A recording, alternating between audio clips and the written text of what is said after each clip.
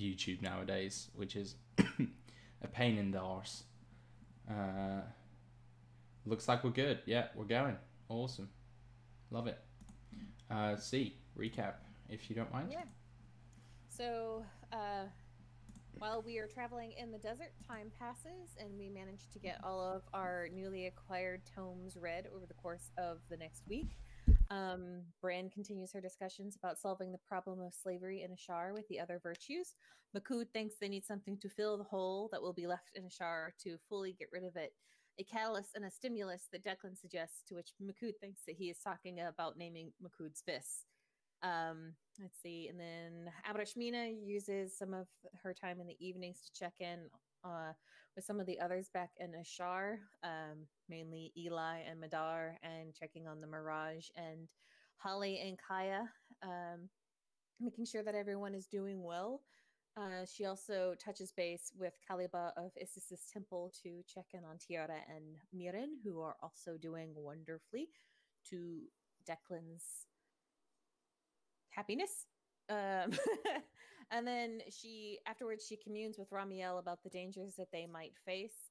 He doesn't know if they will find more creatures like the lions on their current path, but he does warn that Dukir, the Rakshasa that we encountered, might still pose a threat, even though he has not yet returned to this plane.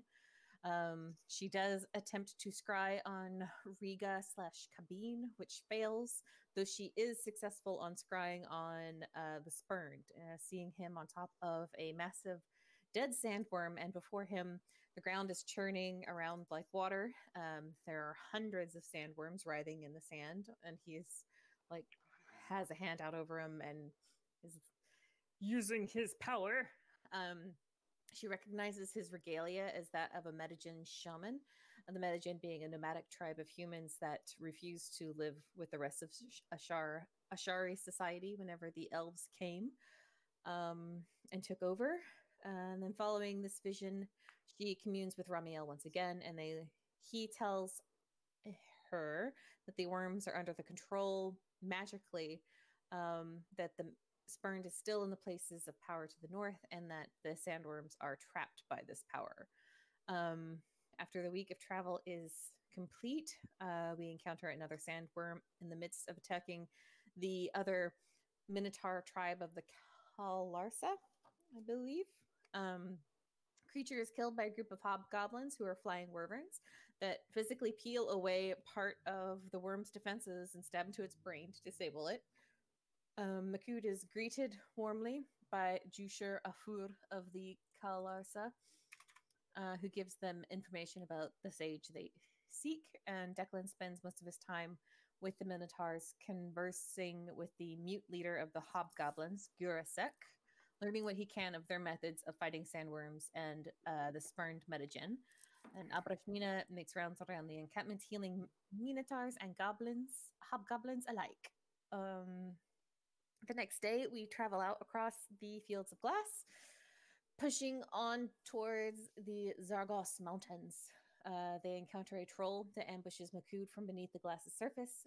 It proves no real threat to them, and after a quick stop to recover, the virtues continue on to the into the next night. Oh my god!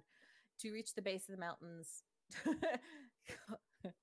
I had like 3 hours of sleep yesterday whenever I wrote this recap, and I'm starting to see where I should have like had some proofreading. um. Anyways, we rest in the shadow of the mountain before continuing up the ragged mountain path the next day. When we reach the top, we find a massive cavern full to the full to the brim, filled to the brim with treasure and gold. They meet an elven man who introduces himself as the sage and tries to convince them that they have to humor him to learn what they want to know. Abarashmina accuses him of lying, and while he is angry about being accused, at first he laughs and admits that yes, he was playing with him, and the sage is really his wife who is away, and reintroduces himself as Deontay Coriolandel, a name that the Lamenters recognize as being from a sun elf family of some renown, though neither of them had heard of Deontay directly. Um, when his wife returns, it turns out that she is Nahasira, a ancient brass dragon who is eager to help us as she had been troubled by the dangers posed by the spurned Medijin, but she has been held to an oath not to interfere with mortal affairs. She tells us that Spurn's name is Radwa Altala, and he draws his power from ancient temples to the northwest and seeks to destroy Ashar and the Moon Elves. Says that he found something deep within the earth that he is drawing power from, and suggests that we go to and destroy it to weaken him.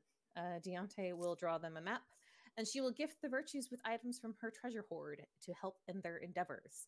And Naha Sira also recognized Abrashmina as being watched, and Makud's forebearer, Inthris Dragonseer. And she tells them all of the graces and the terrors, the ancient dragons of metallic and chromatic origins, and the battle that they all fought in to quench the Stygian terror. I'm not going to attempt that name. And her tales last well into the night. The Stygian terror. The Stygian terror. That's what I said. But I was just checking. It's that one, Durasterix. Durasterix. Yeah, that was all perfect, except it wasn't. It was it was Kal Asur, not Kal Lassa. Kal Lassa is the one you met on the first. Just. Yeah. Okay, I knew I had him wrong. That's why I was all like, "Hey, if I had him wrong, can you correct it for me?" Someone didn't read my recap. I glanced at it, but I was more just reading the end section to remember what I promised you guys. That's generally how I use your recaps most. They're very helpful. Thanks, C. Take your inspiration. Woo! So, yeah, you stack of one. So, you guys have spent the night in Nasira and Deontay's home in the mountains, and now that you're sort of waking up and coming to, and it was a good night, much more comfortable temperature than you've been used to out in the desert, and you've had, proper beds to sleep on. You are, you see, like, Deontay sleeps kind of curled up in Nahasira, like she sort of wraps her neck around him and keeps him close. And he sort of comes to as you guys do, and will slip from Nahasira's slumbering form and kind of come over once you guys are, awake and seem like you're able to talk. He'll offer you breakfast and coffee and all that sort of thing. And then as you guys are sort of eating and enjoying your first meal, or your first proper meal in a while, he'll say, "So, is your plan to go straight to the Spurned after this?"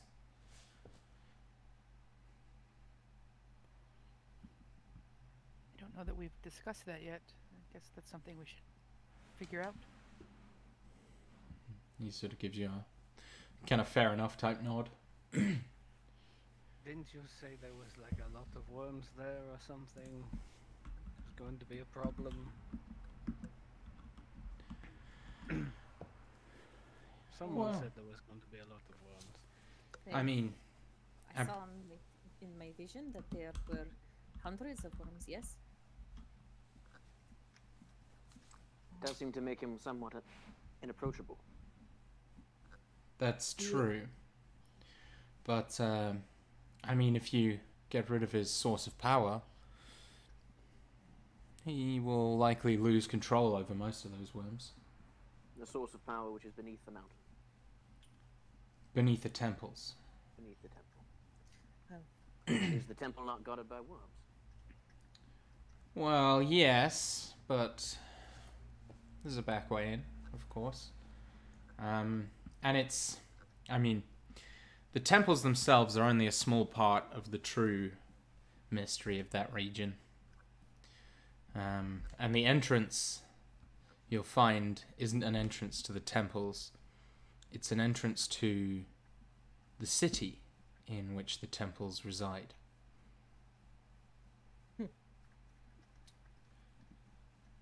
Who were the builders of, excuse me, Abrashmina, who were the builders of the city? Well, the builders of the city are somewhat unknown. The city, as far as Nahasira and I have been able to figure out, was once home to the people who were here before the humans and before the elves, and not much is known about them. A different race. I am unsure. I've seen tombs of theirs holding people with animal heads instead of human heads, but their bodies were humanoid, and they built this great city, but, well, in some writing that we've found in the city itself, it seems that they got a little taste of hubris, and I think it might be likely that Ashar wasn't always a desert, but something they did sunk their city beneath the earth and destroyed, well, made this. He sort of gestures with his hands. Of some kind, yes. Is there a clear open space in the area? Yeah, so this room is massive, and like the treasure is sort of the back wall, the way it's organized, like it's all pushed up against one wall, so there's this kind of large open space in the middle. I suppose part of the question becomes, do we wish to try and go straight there to this city and this place of power to break his control over the worms, or do we wish to go back to Ashar first and prepare? We could try to charter a ship around to the White Cliffs. I think expediency is the most important thing. We do not know on what kind of timetable this Medellin shaman operates on. Well, If we if extend our journey unduly, we may invite greater catastrophe. your vision is correct and he has hundreds of worms, I can't imagine it'll be very long. So does it become like what is faster going? Because Ashar is kind of on the way. Because like we traveled to the west, sort of. No, you went pretty much straight south. Yeah, so it's kind of on the way. So we could go up to Ashar, get a ship to take us around the northwestern edge of the continent or the island to kind of get to that northwest area. We could. And Deontay sort of gives you a bit of a grin. Oh, sorry, that was out of character because I did not. Oh.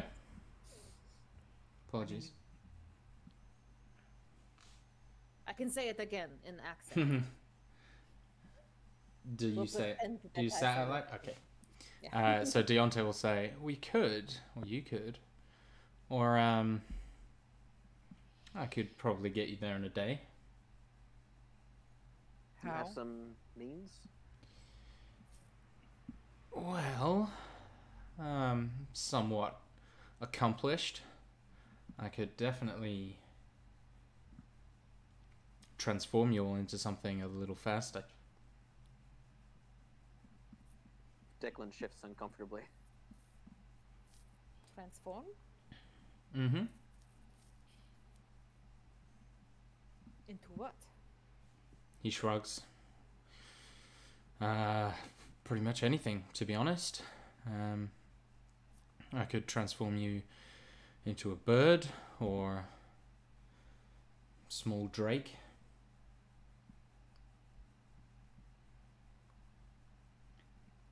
And we'd be able to travel a great distance Yeah, in a day. very How fast. long would this transformation last? Until you wanted it to stop. He's got that true polymorph shit. Yeah, boy. And apparently, like 4 9th level spells. No, he's gonna do Mass polymorph. mass polymorph. Yeah. Mm-hmm. Go ahead.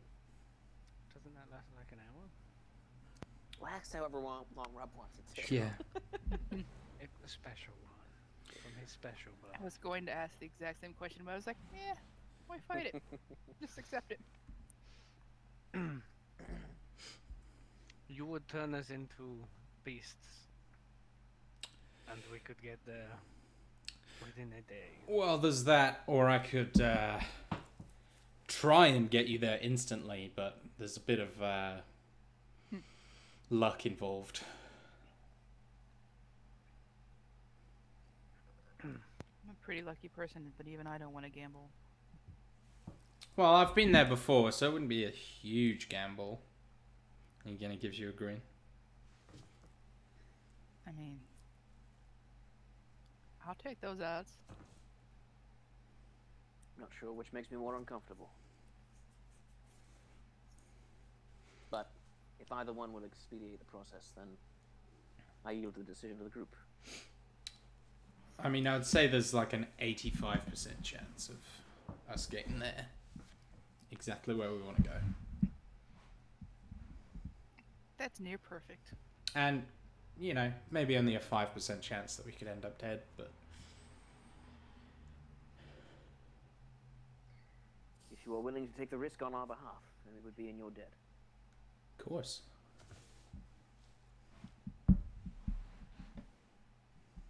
Where would we go once we are there? Well, there's this little oasis a little ways away, and as far as I know, old Radwa hasn't found it yet.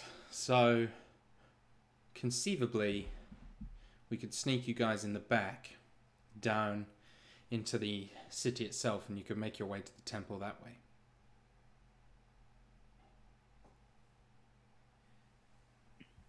Seems plausible. I don't know what's down there, though, so I guess be careful, but... If you don't mind my asking, what business brought you there before? Honestly, curiosity and the Spurned himself. We were following sandworms and spied him from a distance. We've been hearing about what he was doing and wanted to go investigate. But and we got in, but we couldn't find the right place to go. And we weren't exactly sure why the city was relevant to where he was at the time. And that is the fact that your oath was binds not Asura. Yeah, she's real serious about that. You not so much? I didn't make the oath. Is that why you are willing to help us get there? Yeah, and I mean, she has no problem with me helping you. It's just she can't.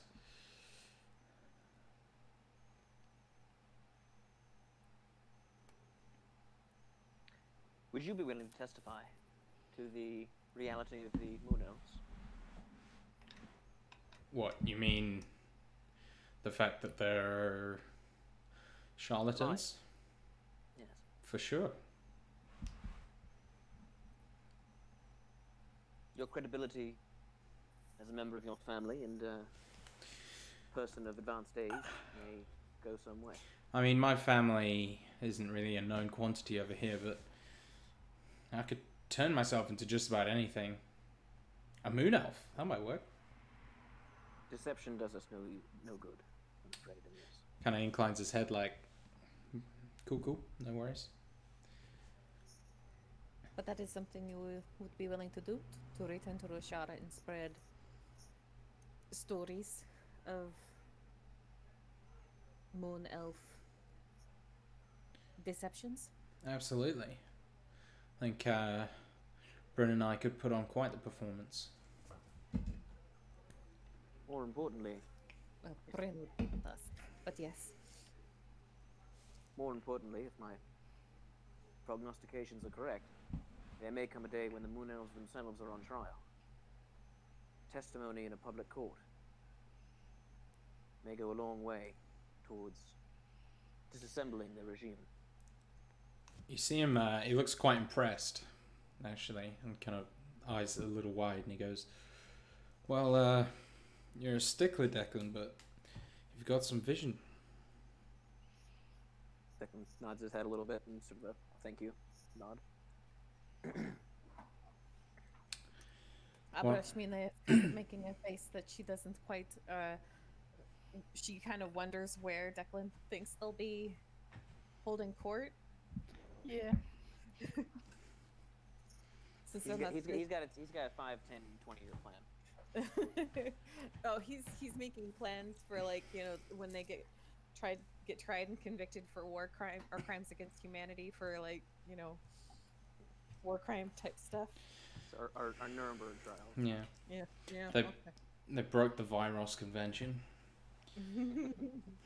Just Judge Declan's got his own daytime TV show.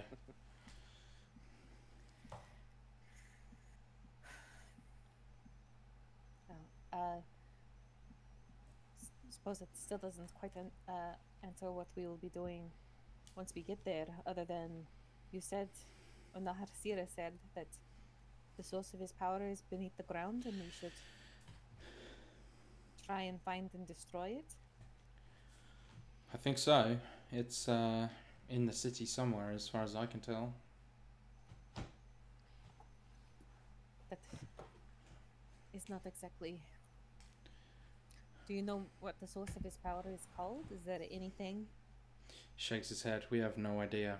But Nahasira is very big on vibrations, and she knows that there's something down there. She just can't tell exactly what it is, but she knows it's something powerful. I imagine it's going to be one of those things that we know when we see it. It's going to stick out like a sore thumb. I think that's a fair assumption. It's not going to be a simple thing. No, probably not.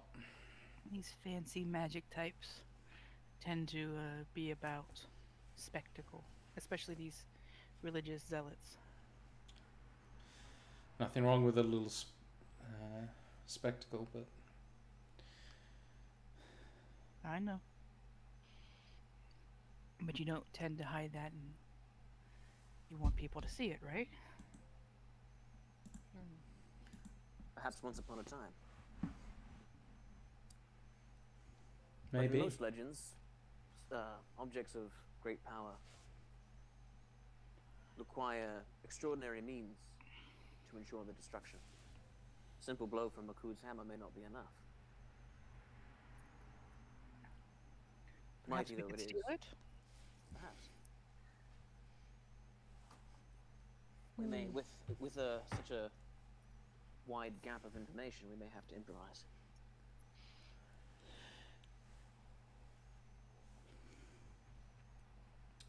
Well, I mean, I'm happy to hit it twice. Perhaps that would be our last course of action rather than the first. You don't want to smash an object of unlimited power and unleash a new cataclysm. well, If there were any names or anything like that, I could attempt one of my divination spells, but without names, there is nothing to go off of. Abrashmina, can you speak with, you can speak with the dead? The freshly dead, yes. Ah. So there is a time limit. I believe so. Let me think upon my rituals. I think they might just need a tome. Oh, but that is why I am double checking. the spell fails if the corpse was the target of this spell within the last 10 days.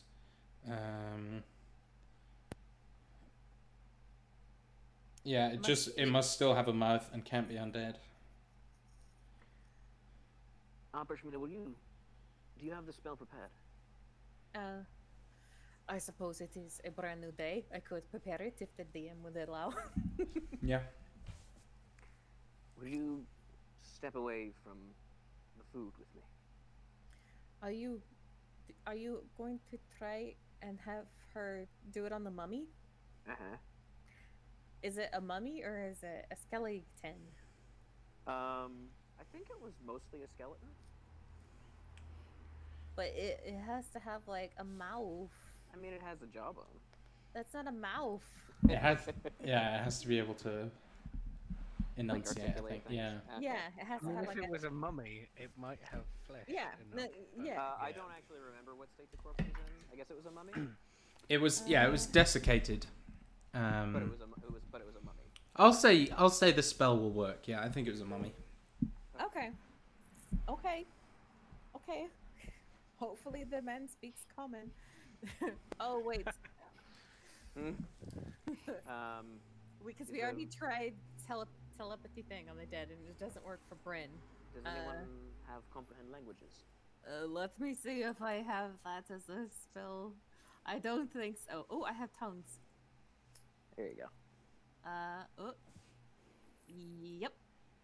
Yep, okay. I can prepare tongues and speak with dead. This is such a weird day. Honestly, there hasn't been a day so far that hasn't been strange by my measure. Preach. Preacher. Ah! Everyone's just like. Before we, so yes, we can do that. That is a very good idea. Where exactly is this I city? am a genius. Oh boy. Where exactly is the city, Deontay? The city is by the mesas in the very northwest of Ashar. Could you glean what might have been the name of the city? I think Nahasira has the name. I'll have to ask her, but don't wake her Have up. you encountered the Monk of the Wastes as you've been traveling that area? Yeah, I think so. Skinny guy with the blindfold. Abrashmina nods. Yeah, I've seen him. Have you spoken to him? We spoke to him, but he didn't speak back, so we left him to it. How far is he from the city and the oasis? Quite a ways. Maybe a week's travel by foot.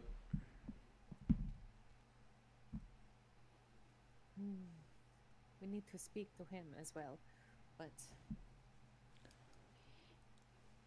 perhaps it will have to wait for our return journey.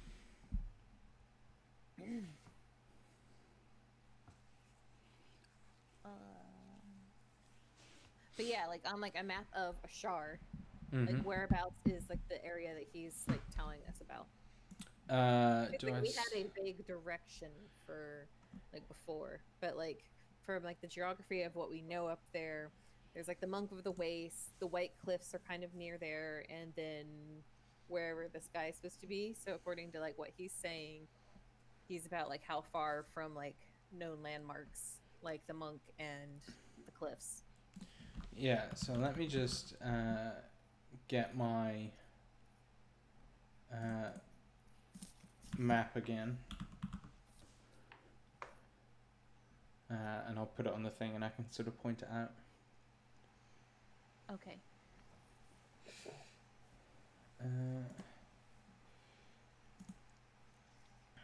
Where is it?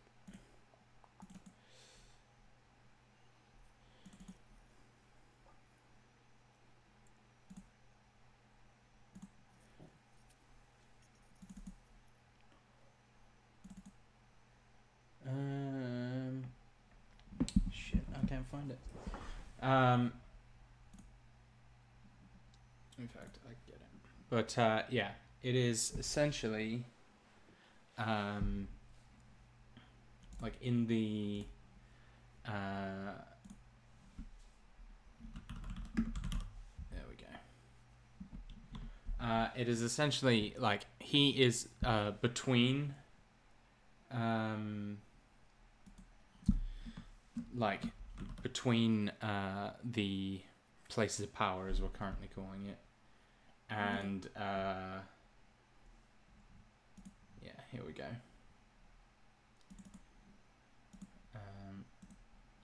Yeah, he's between the places of power and Ashar. So if I put this up here,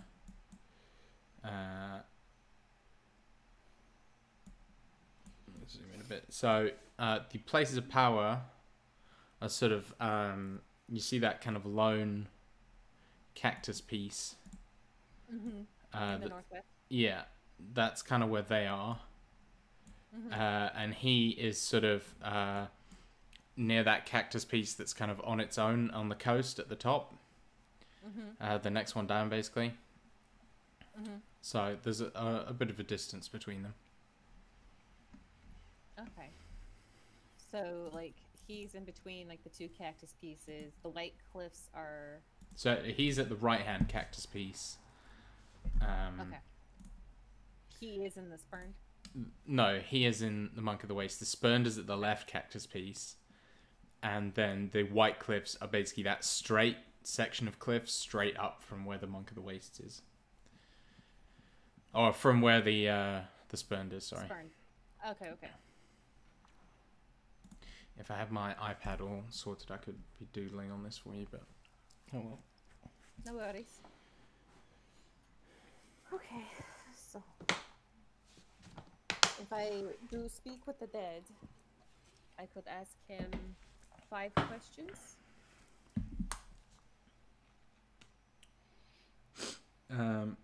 It only knows only what it knew in life. Yeah. Answers are usually brief, cryptic, or repetitive. So what are the questions that you would like me to ask? That's one. No. Asking the group. What is the source of the great power in the city? There might be more than one. What is the greatest source of power in the city? Perhaps? That might be too vague, but... Power beneath the city? Because it's supposed to be below, right? But it isn't to him. The city is sunken. Oh, But- okay. But also, when he was alive, the city probably wasn't sunk. Yeah, okay. If we're thinking he was alive when the city was going, of course. It might be What was the cause of the cataclysm? City.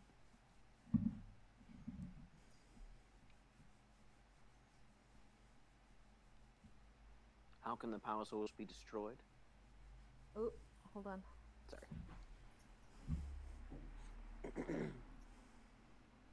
Cataclysm, not catalyst. That's a completely different thing. He just points to Makut's fist. I know. Makuts are like flips. Actually- you hear the muscles going.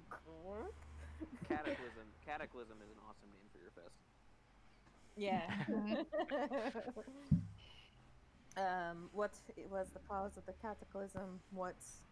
How may the source be destroyed? How can the power source be destroyed?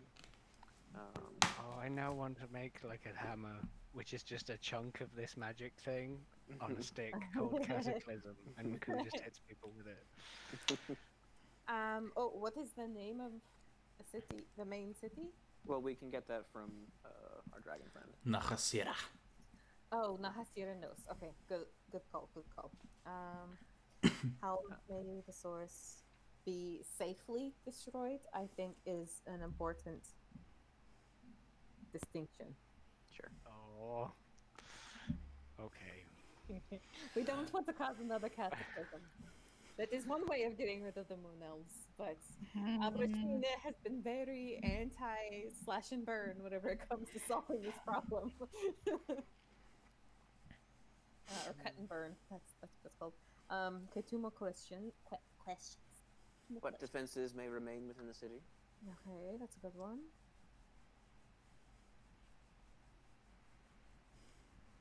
What is your favorite color? Should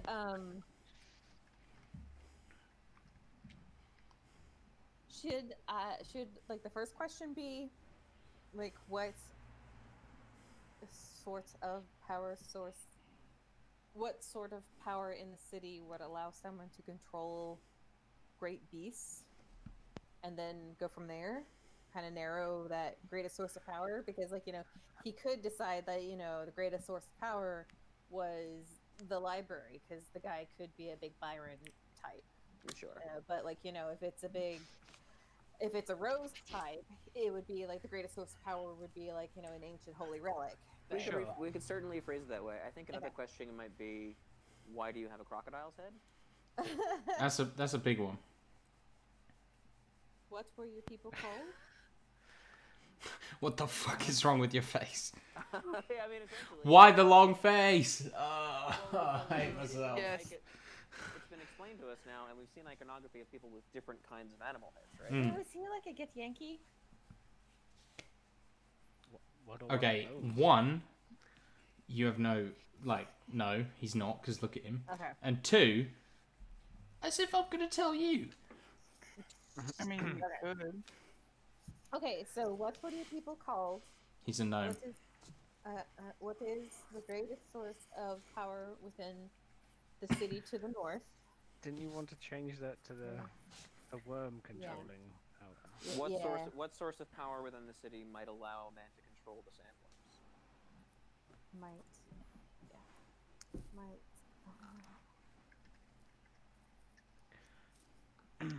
Allow I'm gonna control say- of the sandworms. 'Cause Should I say sandworms or should I say great beasts? In case there are sandworms around. I guess if it wasn't a desert in the past, there probably weren't sandworms. I would argue And that Makute's also- a great beast, so... Oh, Oh, I also got a they mega weren't spoiler men, right so you here, shouldn't so- say man because these people aren't. Oh, Sure. a person. Yeah, I would just say what source of power in the city might allow control of great beasts. Sure. Okay. So This is Declan, what- Declan's gonna have a little bit of a moment of inspiration. I think I can guess what might have caused the cataclysm. Yes. Is it possible that this civilization unleashed the worms? If there is a power that allows their control, they may have been bred as an engine of war that was unleashed and destroyed Ashara and made it a desert. I would like to say that out of character, I've been thinking that too, but in character, I cannot agree with you. I'd Well- thought about that. That is perhaps yes, because the Mardu call the sandworms the Earthbreakers. Yes, right? Earthbreakers, Earthshakers. We do. So perhaps they were attempting to mine something beneath the city and were using them, and something got out of their control. It might not have been the cause of the cataclysm, but it could be a symptom of it. Perhaps. There does seem to be correlation, though, not causation. Either way, hopefully his answer to one of our questions will reveal the truth. Should I perhaps start with the cause of the cataclysm in case that is exactly what we are needing to find? Perhaps, and it also may inform what questions we continue to ask. If anyone has any suggestions for questions outside of what we have prepared here, please feel free to interrupt and let me know. Please submit a form in triplicate.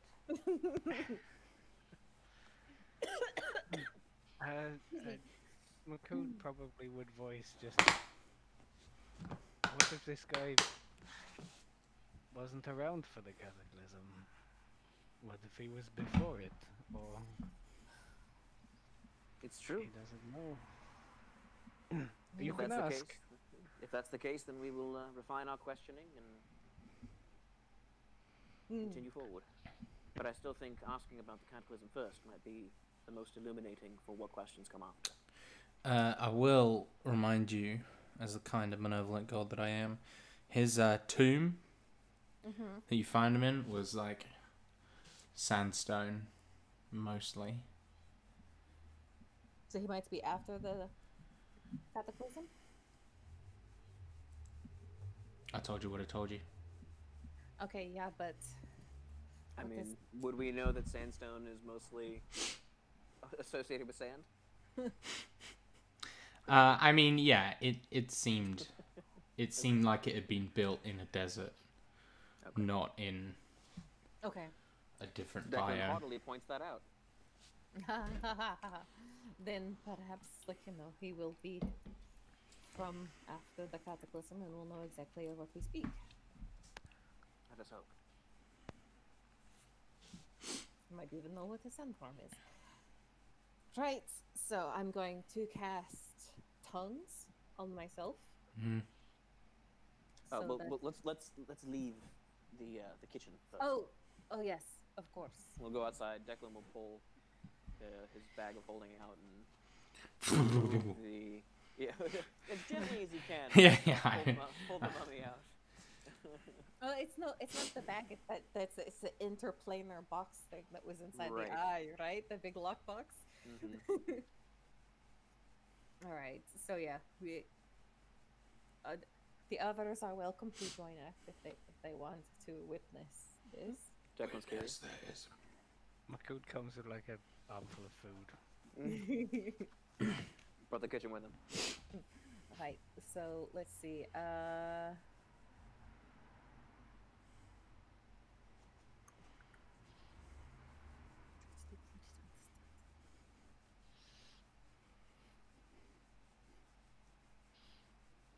Okay. So she's going to cast tongues on herself. Mm-hmm. And then she's going to prepare the speak with it. Very well. You see, when you cast Speak with Dead, you see like the eyes kind of open and like roll around awkwardly before kind of fixing on you and squinting slightly in the light, and the mouth kind of like opens mechanically. And the lower jaw kind of opens slightly, and the slightly desiccated tongue kind of lolls off to one side, and there's this intake of air like.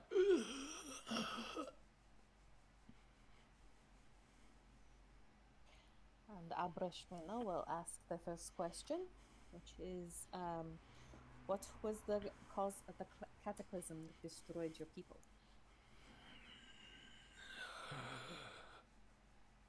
Dark wizards in the city. Dug too deep.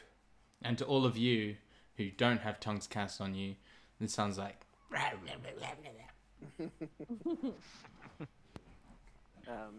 Would you mind? Do you have time and the ability to tell us what he said? Abrashmina will write all this out, so there won't be any disruption in like her speaking. Her flow. Okay. Yeah. We're good still in the dark. Declan will read it to you softly. Then she will ask, what were your people called? We are the Tomokepi.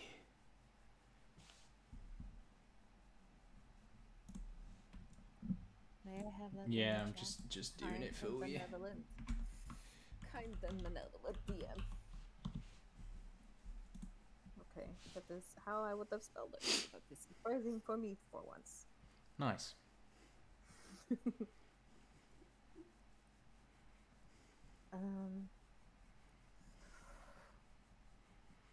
So she'll write that out, and then she will ask, what is the greatest source of power in the city that would allow control of great beasts that can move the earth? The wizards have the greatest power.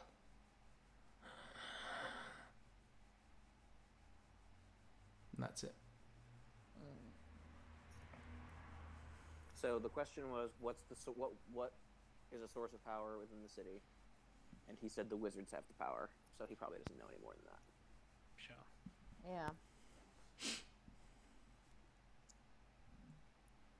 So what questions did we have left? How may the out of character? How may the source be safely destroyed? Which we can't ask because he didn't give us that. And then what defenses may remain? So Abrashmin is going to scribble out that how may the source be safely destroyed, and put some question marks down.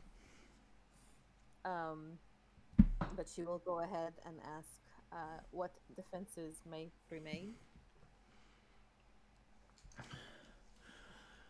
The Bastion Guard still holds strong despite the fall.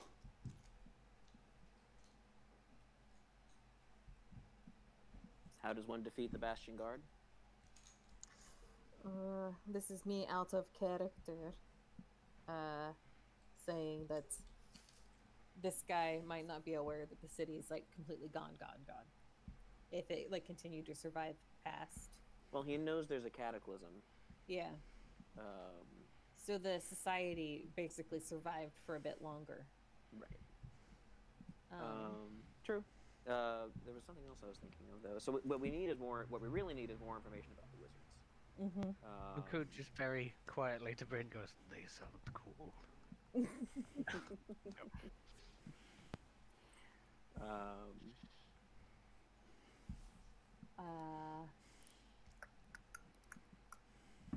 Should I ask how we should destroy them? The Bastion Guard? Like if they are golems or something? We like have that? 2 questions left or 1 question? One question One. left.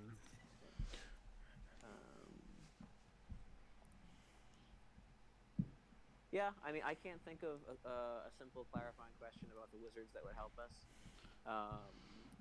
You were also potentially asking about why it's got a crocodile head if there's nothing else. But yeah, that's less pertinent. yeah, that's less of a quest thing and more just.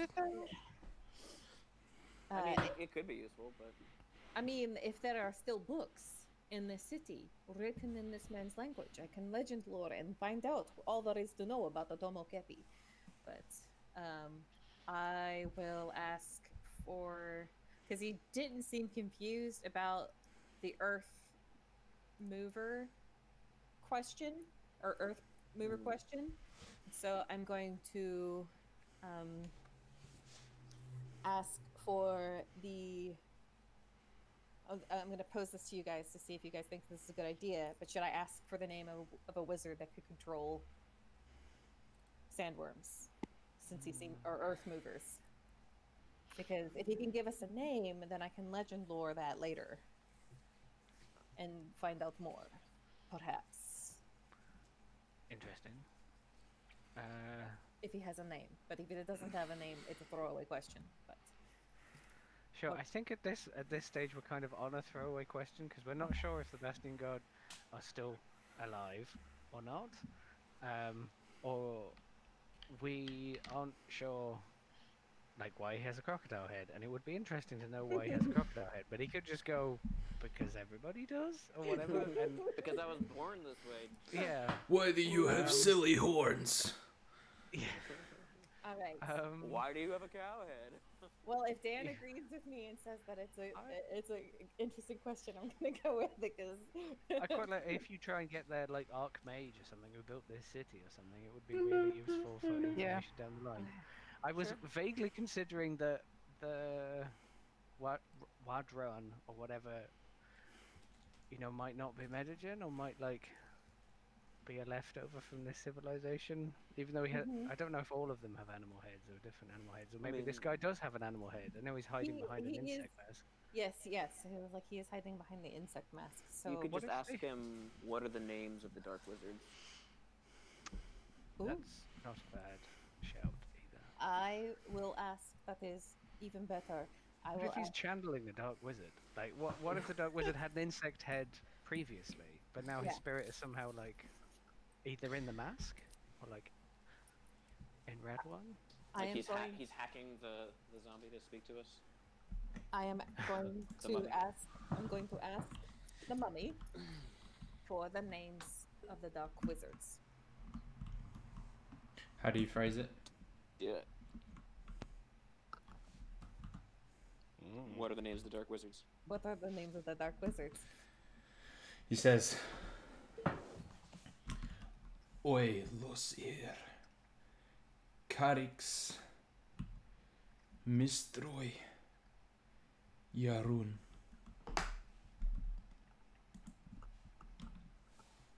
Do you have them in the chat? I do, sir. Thank you. Are you still struggling to see it? Do you want them in the Facebook or? Oh no. I've got these ones. Cool beans.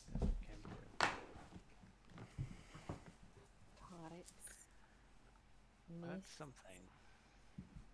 Troy. Yarun. Oilosia Carix Mistroi Yarun. I said Karun, which is my favourite gin. If anyone's buying me a Christmas present. What is your favorite gin? Karun! Karun! Mina will, as like the magic is fading, will say pass into the endless night. And kind of like wave her hand over the mummies. It doesn't have eyelids anymore because they're all like sunken and desiccated or whatever. But she's gonna like like wave her hand over like she's shutting eyelids, and then like the body will go and fall over.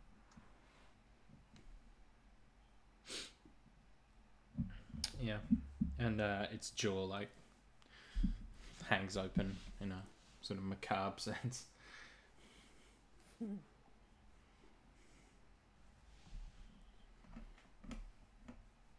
it is entirely possible that if there was anything written about these dark wizards, perhaps we might be able to find out something.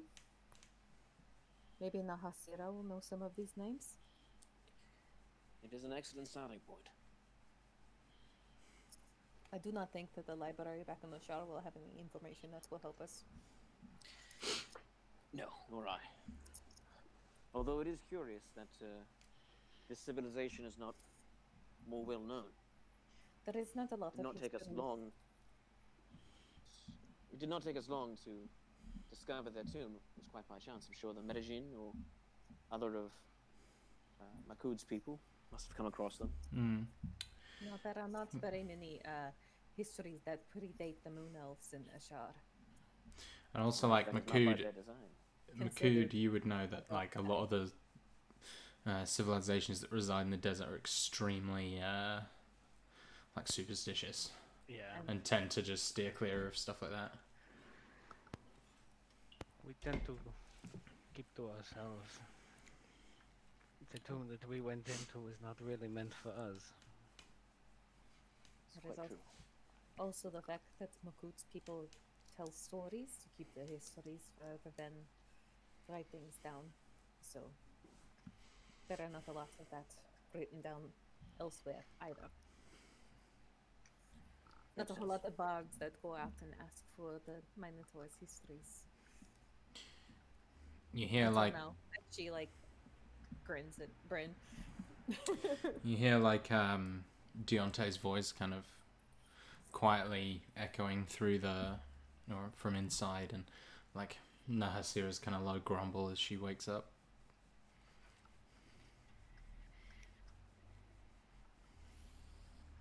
Right. Well, shall we let this strange bard teleport us to this city and see what we can find? Is that our plan? I mean, what's the worst that could happen? You Demons. needed to ask the dragon something? Oh yes, but the name of the city was something she was going to tell us, hopefully. But I will need a moment, actually. And Declan's going to step aside for a minute. And he's going to pull out from his bag a little brass brazier and squat down, like kneel down on the floor and draw a circle around it and start writing in arcane script in the chalk on the sandstone, and fill the brazier with incense and set it alight, and pull out a little book and begin reading from the book. And after 10 minutes or so of doing this, a little weasel appears, a little desert weasel, like a sandy brown, sort of ferret-looking thing. A diesel. A diesel. A diesel for Declan. Did you take magic? No. Did you take magic and nature? Ritual caster. Ritual caster. And the ferret or the weasel will scurry up his arm and sit on his shoulder, and he'll pull a little like dried bit of food out and feed it to him. Did Declan Are you hiding this from us? No, it's right there. Oh, okay. It's like, so Declan is, or like Abrashwin is like very impressed. But it's going to be all like, if there are, I know some rituals that I might be able to teach you. If it is something, in the class that you chose for ritual caster, and that is also a cleric spell, maybe give you some more. I would be honored to learn. Yes, of course. This is Biscuit, by the way. Biscuit is very adorable. No, that is a weasel. It's true, Bakudi is a weasel, but his name is Biscuit. Okay, it like gives you like a look.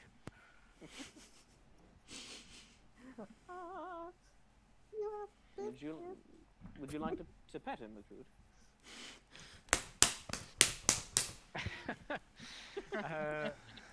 Makud. One large thing. Sorry. I just had the image of Makud grabbing it and squeezing its middle and the like eyes bulge like a cartoon. It's like, I love him and I'll squeeze him and He just immediately poofs out of existence and I'm gonna summon him. Yeah. Never goes near Makud again. I mean, Abrashmina has a butt ton of incense, so you can ritual resummon him anytime you need. Awesome. She has like, what was it, like 500 pounds or 200 pounds of incense left. Do spiders, particularly psychic spiders, eat weasels? More importantly, do weasels eat spiders? I mean, I'm sure they do. they do. Seamus is the size of a small dog. Oh. And will definitely be interested in eating a weasel, but it's an immortal weasel, so. Is Seamus here? No. Seamus is everywhere. Although that does make me wonder, did Makud brought the inevitable beetle, yes? Yeah, he's on Makud's shoulder. Yeah. Declan like interrogated the weasel. That's right. Yeah, that's Yeah, right. he's just there. You almost lost him when you had your swimming contest.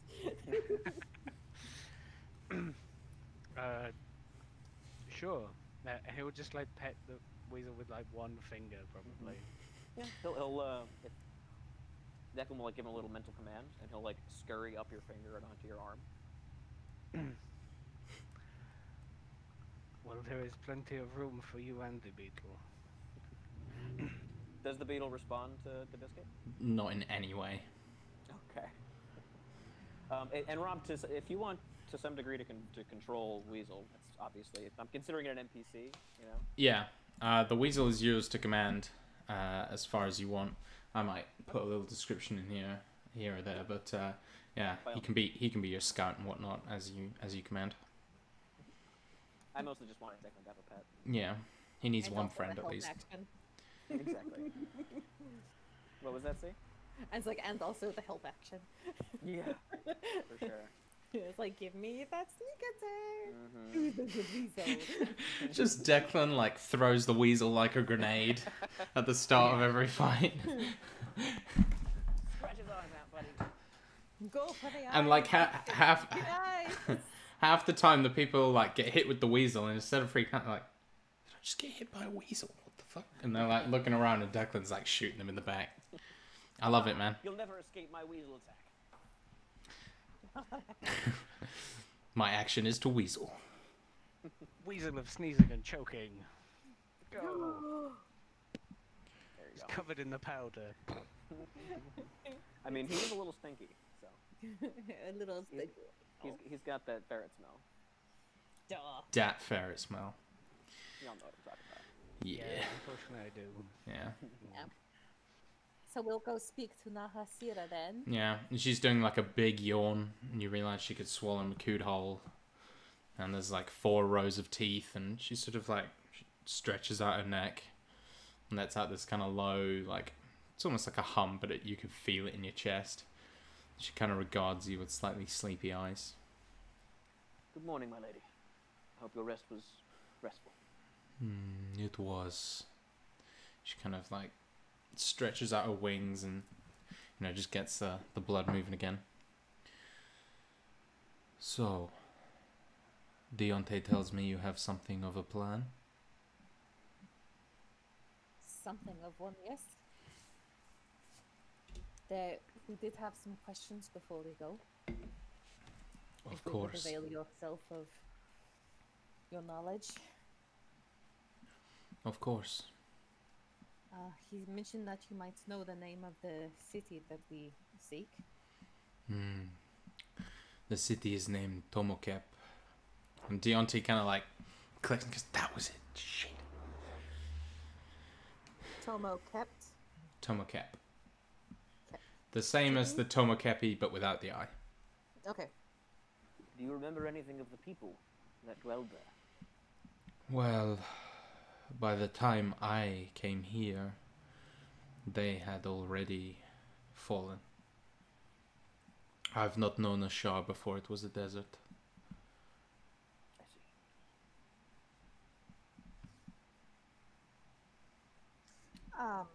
And Deontay also mentioned that you have spoken to the monk of the Waste. That is correct. So you know of, do you know of his old goddess, Vale? I have heard of this name. Do you know why he still resides in the desert? Why he does not return? He would not speak with us, which is understandable. But as I understand, Vale is a goddess of purity, so maybe he just wishes to live away from the distractions of the city. You know of what happened to Vale's temple in Ashar? I do. I do not suppose that you have any relics or items that belong to this temple. She kind of thinks for a moment. I have been sort of tasked in helping restore it by Mithra. Yeah, she sort of thinks for a moment. And then you see like a few kind of trinkets fly towards her. And they kind of land in front. And one of them is like a small cup. One of them is this like old rusty censer. And then there's like 4 or 5 small wooden coins.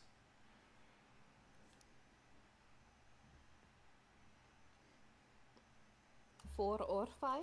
5. Thank you.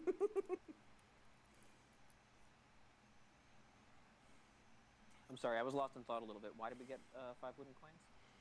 I was asking about Vale and asked if she had any items that belong to the temple. I see. Got it. Was it a wooden cup or just a cup? Just a cup. Just a cup. It's like Rusty censer. old rusty metal, yeah. How did you come by these, if I may ask? So that I can try and find more. I found a few in the city.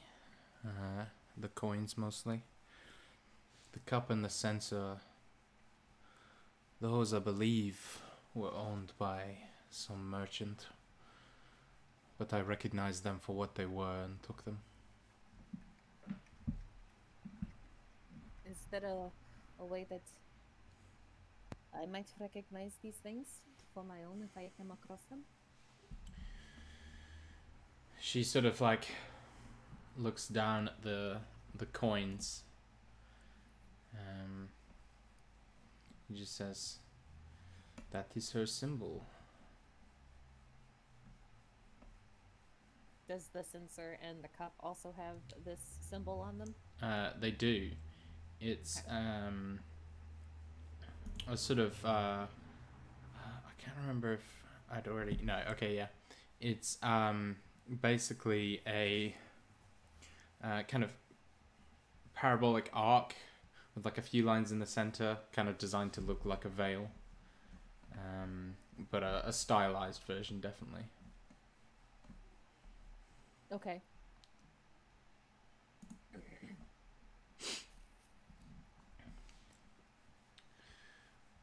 So you are leaving this morning?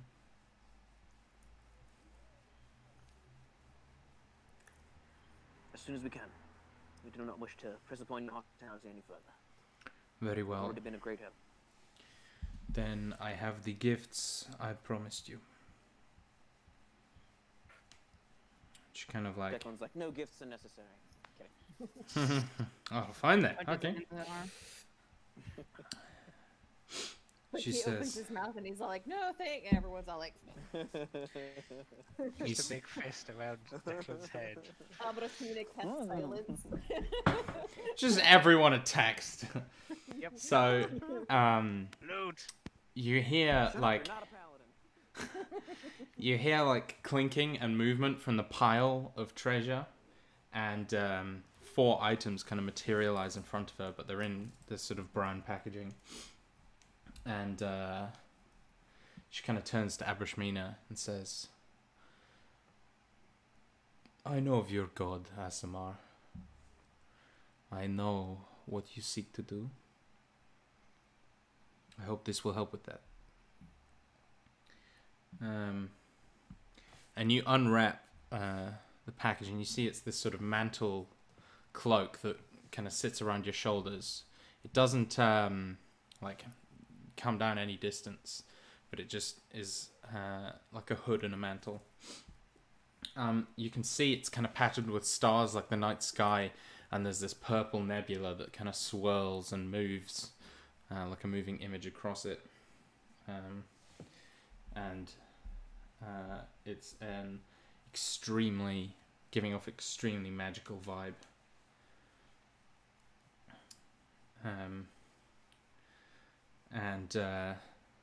Then she turns to you, Makud, and she says, your ancestors fought hard to defend both themselves and those who needed it.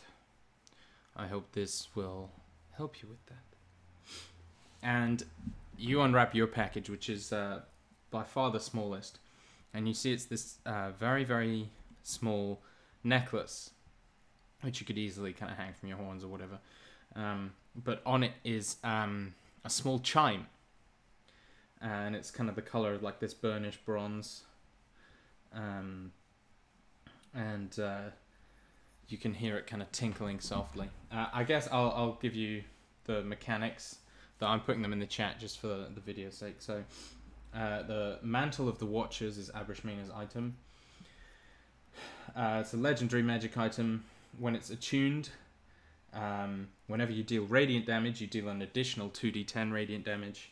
And whenever you cast a spell to perform healing, you heal an additional 2d10 hit points. oh shit. Damn, bro. That Wow. is just to when I cast a spell, does that include when I cast Yeah, Cure from the Wounds staff. through staff? Yeah. Okay. Makud, yours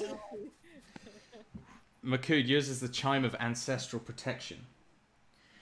When you ring the chime to activate it, which you can only do once a day, any allies of yours within 30 feet are protected by the spirits of your ancestors. It's a kind of augment and can be used in tandem with your current ancestral protection abilities.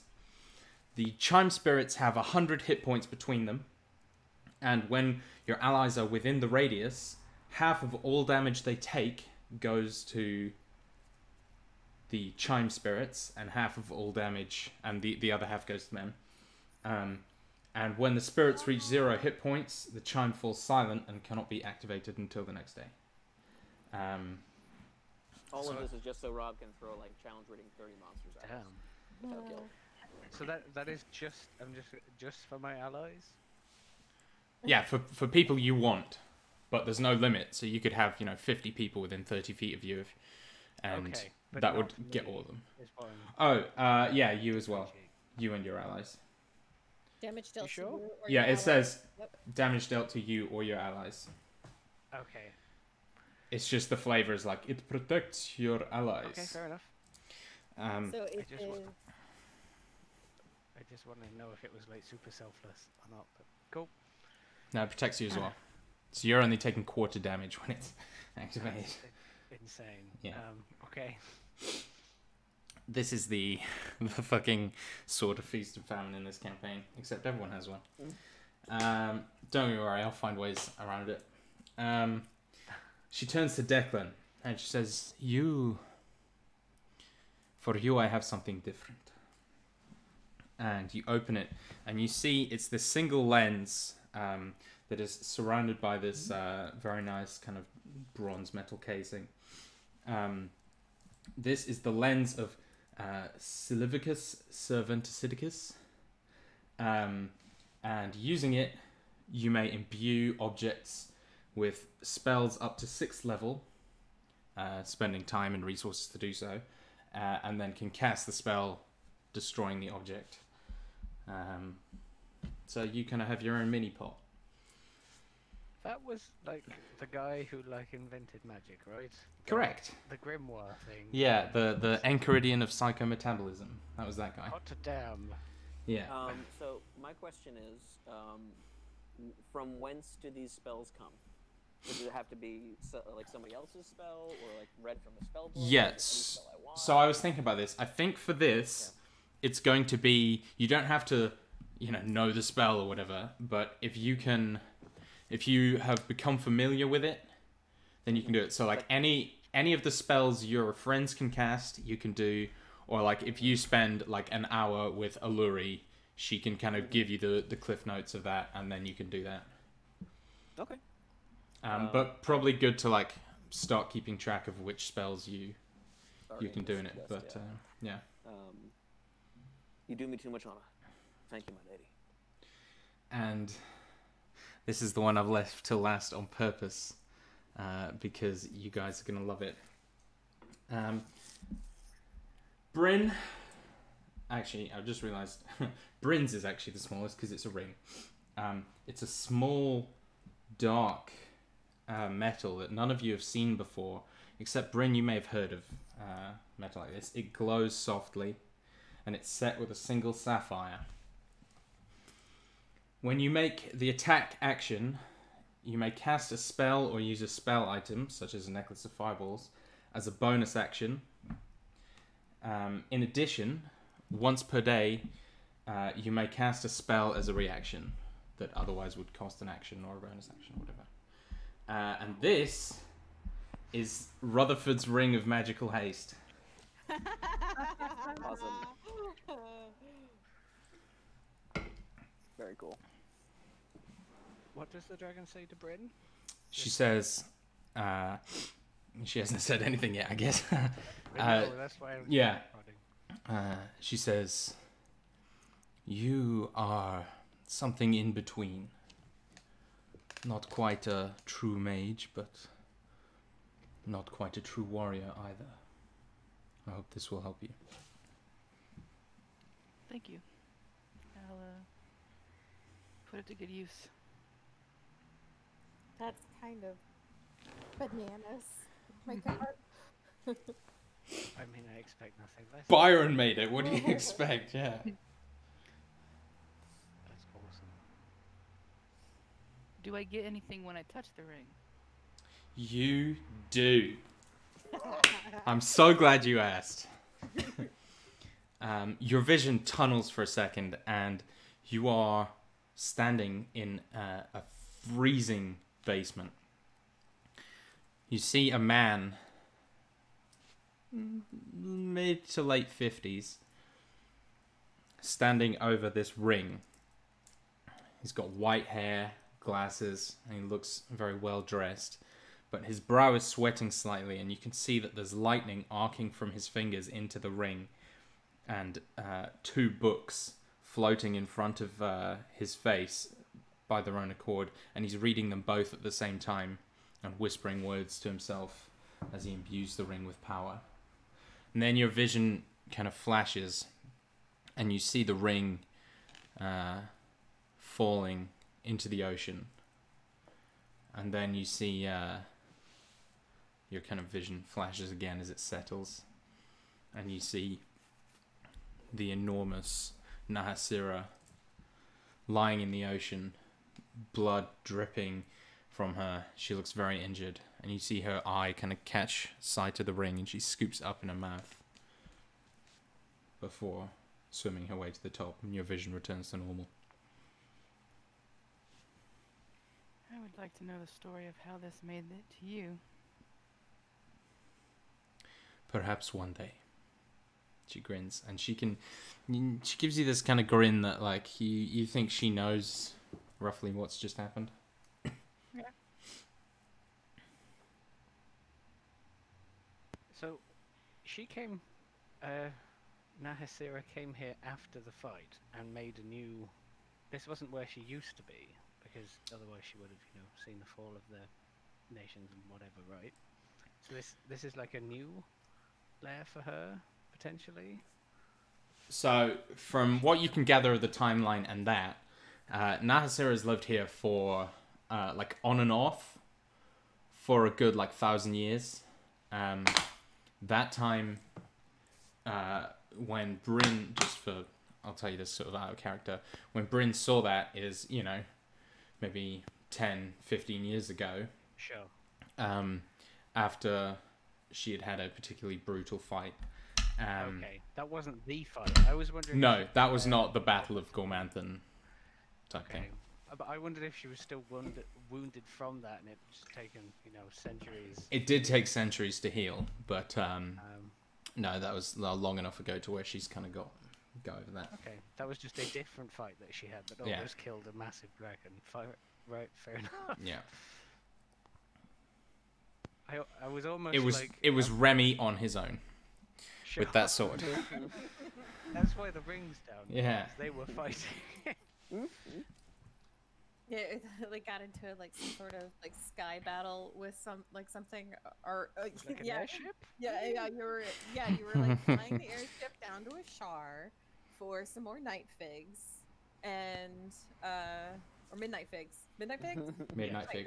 Midnight figs. You're flying the airship down to a shar for more midnight figs because the teleportation you'd used up going back and forth getting like your Christmas shopping for the Rutherfords, and so like you had to go to Viros and you had to go to Bjorka. You had to do a lot of teleporting. Rob finally ran that family one-shot meal. Let's write this into the family one. No, it ends with a dragon fight. Oh, okay. Do you know what? We're doing it at some point. Maybe it's our Ice Rain one-shot. Airship battle, baby. We haven't had one yet. Yeah. But yeah. Anyways. So I have a question for you, Jade. Is Bryn gonna run? The Midnight Fig Run? Midnight Fig Run. Is Bryn gonna touch everyone else's stuff? I mean, That's a really weird question to ask. I mean, I guess at this Grab point in my time, I hands. mean, I kind of realized that, touching certain items, could give me a glimpse into a little bit of their history. So, I think you've told Abrashmina that you I did have. this. So like Abrashmina, like after like everyone's gotten their things and like things have kind of settled a little bit, Abrashmina is going to bring the mantle over to you. and I guess you want me to see if this thing has a little bit more to its story than meets the eye. Nahrasira gave my people a name. I did not have one before. And she will kind of hold it out expectantly. That did not escape my notice as well, and I'll grab the or just touch the mantle. You see the sand, and then your kind of vision like zooms away, floating up higher, and you see 6 people standing dressed in robes that are not unlike Abrashmina's, and their eyes are kind of hidden like hers, and their swords all point to the center of the circle. And your vision keeps going up and up and up, and then you see another 6 people, but these ones are made of starlight and have wings and look like Ramiel as far as you can tell, and they are mirroring the position of the people below them. And then above that, your vision kind of tilts up, and you see He Who Watches, this gigantic, impossibly large creature in the stars. And he's so big that you can't quite see how he moves because he's made of the background. And so he's almost camouflaged and you can't really see the edges of him. But you see this one enormous hand come and touch the center of the circle of swords of the Devas. And this kind of starlight erupts there and it blinds you for a moment. And the starlight sinks down into the center of the people in the middle. And then you see the light begin to fade and a mantle hangs in the air. And what the leader of the group of 6 takes it and places it upon their shoulders. And then you see another battle. Great demonic monstrosities ripping through the sand.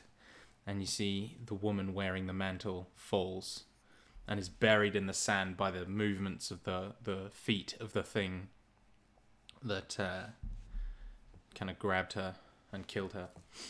And then you see minotaurs walking through the sand, and a corner of the mantle pokes out, and you see one of them kind of pulls it up, holds it, and they all look at each other.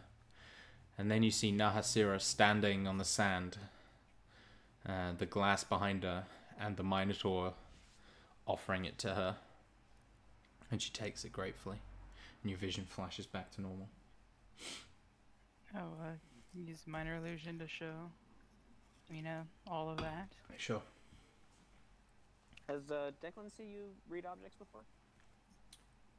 Probably not. So I think you've all been there when it's happened, but Not I necessarily. think she's only told Abrashmina about it, as far as I can tell.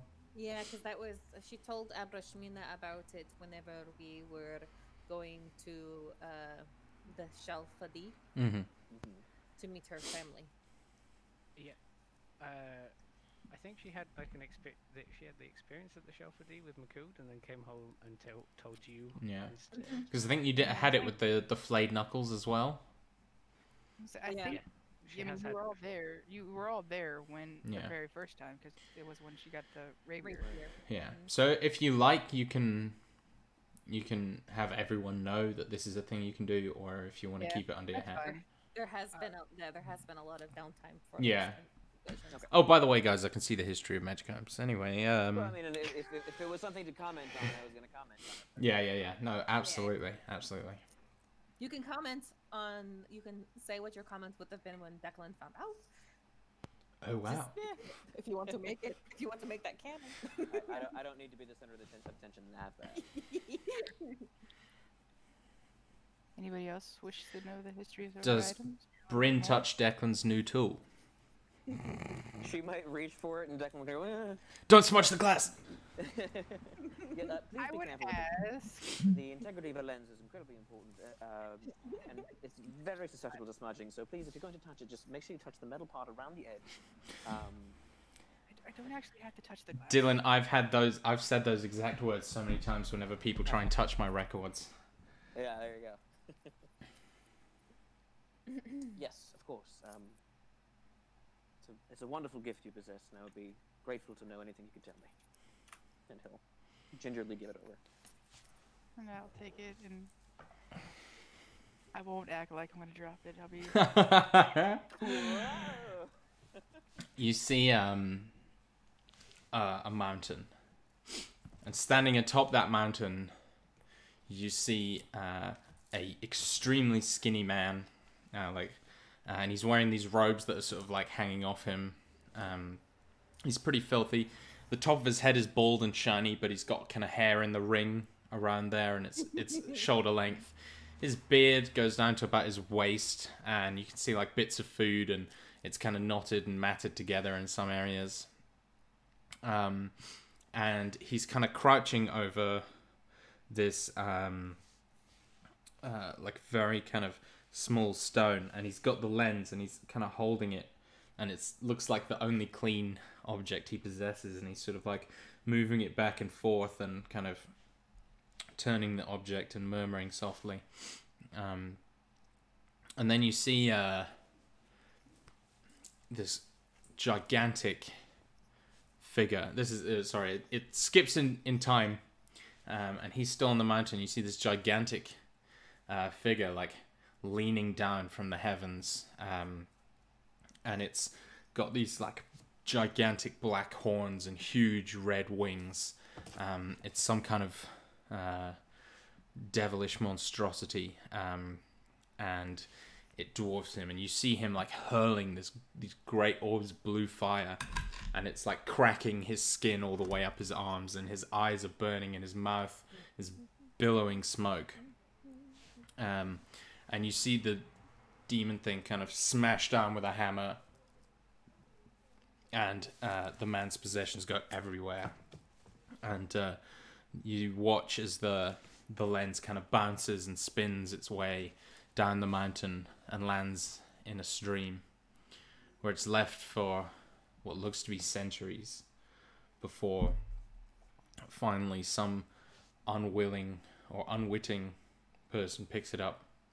It skips forward in time again, and you can see that person standing outside a gigantic mansion, and there's like a queue going around the corner, and he's kind of smiling and nodding and waving, and then you see he kind of returns to his bed, and there's someone waiting for him, and they stab him in the back and take the item, the lens, and then finally the lens is stolen and murdered its way to a Shah, where Nahasira finds it in a junk shop, and you can see her kind of in a human form again, and she picks it up, and you see her eyes kind of flash. She smiles and makes an offer for it, and then your vision returns to normal. When her eyes kind of flash, do I get the sense that maybe she's having a vision similar to what I do? It looked to you more like she was casting some kind of spell. Okay. I'll show Declan the origin of his item with minor illusion. Fascinating. It is, isn't? Quite. Thank you. You're welcome. So did anyone else get like huge like Fantasia vibe from the giant demon thing coming up out of a mountain? It's just Army of Mops was featured just off. It's animate objects. You know what I'm Yeah. talking about though, right? The big like Yes. uh Where it pulls itself out. the Yeah. Hail of the Mountain King or whatever it is. Mhm. What is it called? That was my favorite one. I haven't Yeah. seen Fantasia because I haven't seen really any movies, but I was kind of imagining it more. Well, to me, it was kind of like the scene where it's like, "You can't defeat me, I know, but he can." Like Thor Ragnarok, Surtur. Good. Would you like to know more about? Sure. Makuda's already like attached it to one of his horns while you were going through everyone else. He just like lowers it down a bit in front of you. By the way, I just realized Jade has never touched the Scarab of Protection. No, It's also a legendary item. I mean she's not touched the inevitable beetle either. Legendary creature. I'm just saying, we might just make Rob have to come up with one of these on like off the top of his head. Everything we have. You could No. try.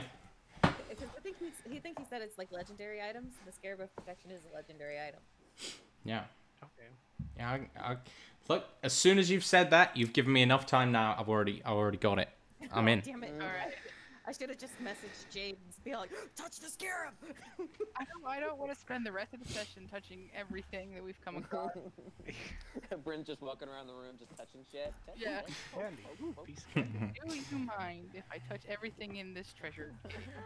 Just rolls around. She's going swimming. Oh my Six God. visions at the same time. It would be like her and like the sand smoke. She'd just get high off of all of the visions in this place. So Everything's so old. You touch the chime, and you see a man walking into the desert. He isn't a normal-looking Ashari figure. He looks to be somewhere in Lament.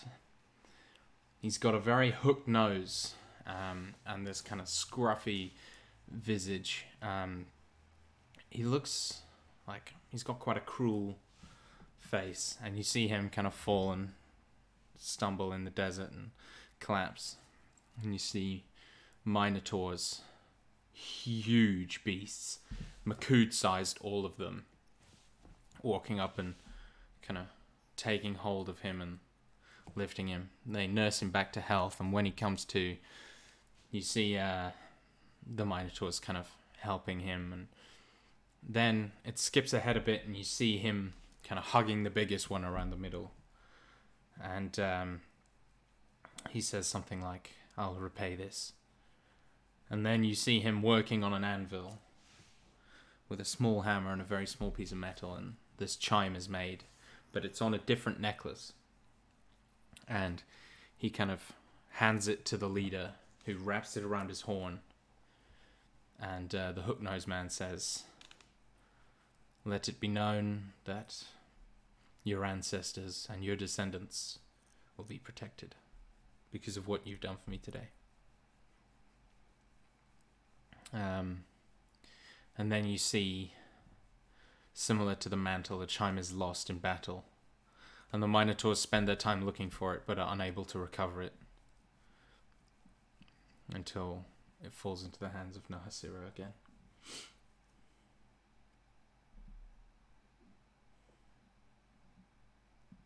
Alright.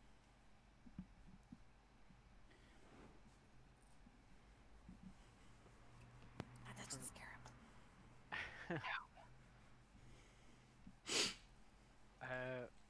Makud looks to Bryn. There's a lot of battle associated with these items. A lot of death. I mean, it would seem natural that these items would perhaps be useful in battle. Items of such power you going to pass down either through generations or the next lucky person to find them. Well, if we come across a great demon or something, I'll try not to die to it. I think people only create such things if they have a need. Truth.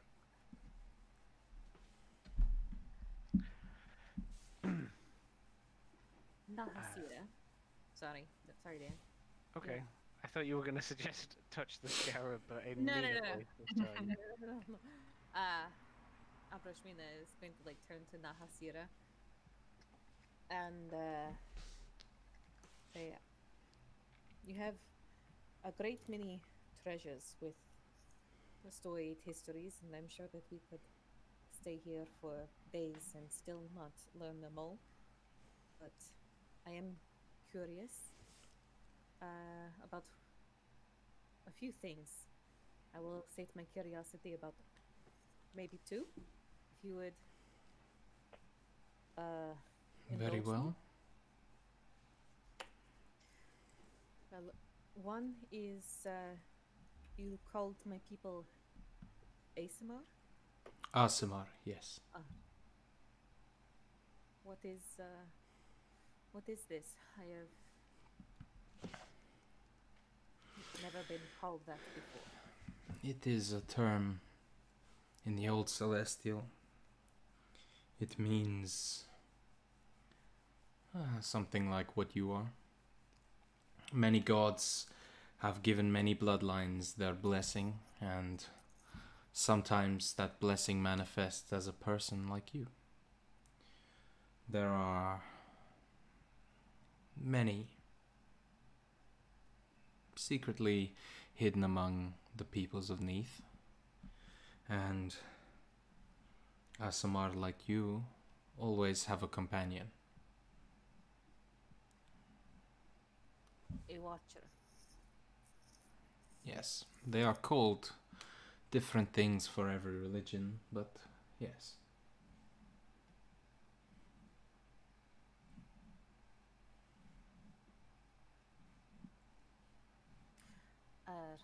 My watcher has told me that whenever I die, I will become like him.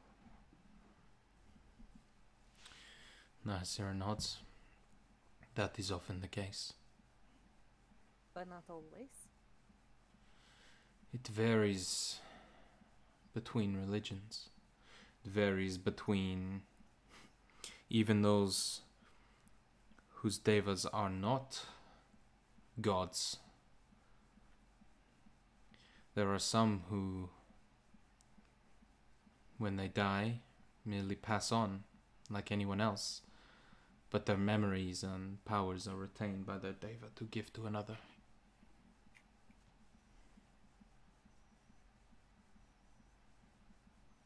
If you would permit me, I know that we are pressed for time, but if I may speak with you in the future about these things, if that would be agreeable. Of course. Yay, I'm gonna add her to my contact list for Sunday. So, Nahabira is on my voice in my contact list. Okay, and then, That voice really, I find it very unpleasant. Please don't do it. I did not like that. Sorry. So my next question is, Deontay called you the keeper of the Black Heartstone. May I ask what this is? She kind of raises an eyebrow. Why do you want to know? It seems different than the rest of your treasures, if that. Am I right? It is something that you are guarding? Yes. She kind of she looks like she's on guard now, Yeah. and she says, "It is something specific to my kind. Something that, if the wrong dragon got their hands on, would probably mean the end of everything." Well, you have excuse me. Dagon will say, well, you have done us a great service, and if you ever find yourself with the need of aid to protect it, I think I speak for all of us when I say you can call upon us. Brashmina will nod. Absolutely. You all have good hearts. I appreciate this very much. And if the time comes, I will call on you. I only ask not because I have any sort of desire for any greater power, but more that is this something that you often do? Protect things that do not belong in the hands of others? She nods again. There is an item that is in my possession that I do not believe that I have the full capability of protecting on my own, at least not at this time. Would it be agreeable to you if I left it in your possession? What is the item? And she'll pull out the black gemstone that has the demonic entity that we all know has a chiasma in it, but Abrashmina just knows that it is bad news bears, and everyone does not believe that we should be taking on this bad news bears business at this point. She nods and kind of indicates that you should place it on the desk, on the counter, and she says, I can protect this for you. I have hopefully, I have the ability to destroy the soul of like the creature that is inside, but it involves being strong enough to defeat the creature that is inside first. It is not something that is within our power yet, we think. Very well. And she'll put the gemstone on the desk. You do not mind this burden? I do not. I am a keeper of things, primarily. That is why I do not leave my home very often. Forgive me, Nahasira, but if I may ask, your oath binds you to not interfere with the goings-on of mortals.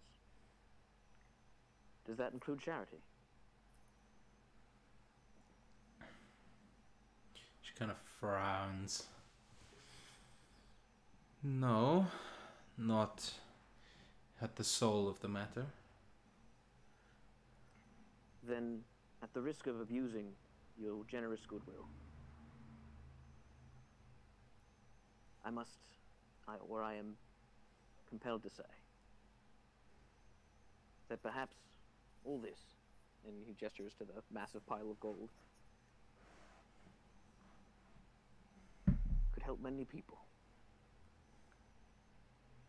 Someday. You see she has this like big, it's sort of a strange look on her draconic face. It's like she's having an internal debate. And she says, that is very fair. I tell you this then. You defeat the spurned and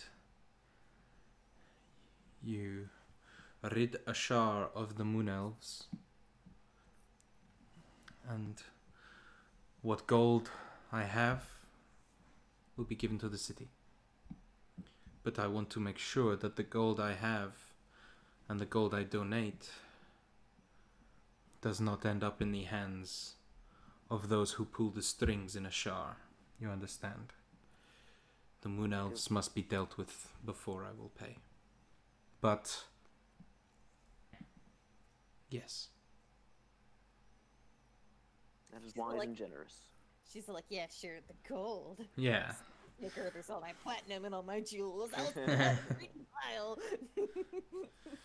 She's more just worried about the 500 legendary magic items that she has. Yeah. Yeah. I promise. Can't it will all be the- running around with little lenses that put level 6 magic spells into things. I promise it will be the work of the remainder of my life, when our mission is done, to see that these resources go where they are most needed. Very well. And you have my thanks. She nods. And as you're sort of like... I do have one more question. Okay, we'll do that first. Sorry. Could you tell us why is the sand glass? She chuckles. And she says... You heard that one of the parts of my name was the Bane of the Scientera? I earned that name on the fields of glass. I defeated him. But the battle... We should say that after the battle, the fields of glass exist.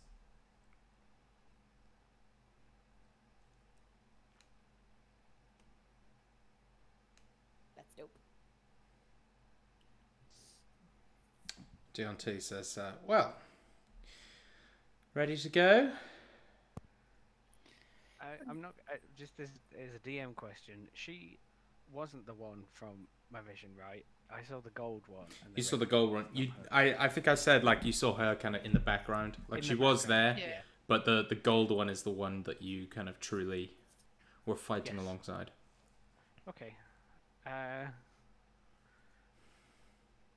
So Makud may be thoughtful throughout a lot of this process. I guess does have one question, but like he's just gonna go.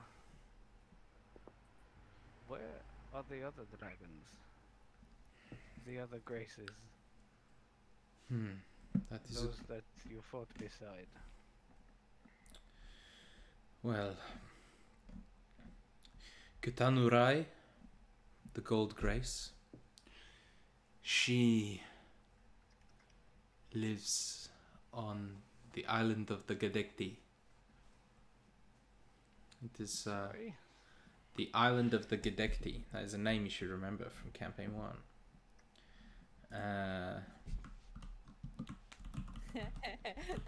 That was Elishan's red herring, the fire monks. Yeah. Right. And she protects planar gates. The Copper Grace, the Bronze Grace, and Dilarok and Arkitha both fell at the Battle of Gormanthan, as well as the Silver Grace, Olasarin. Sorry, that was the copper, the silver.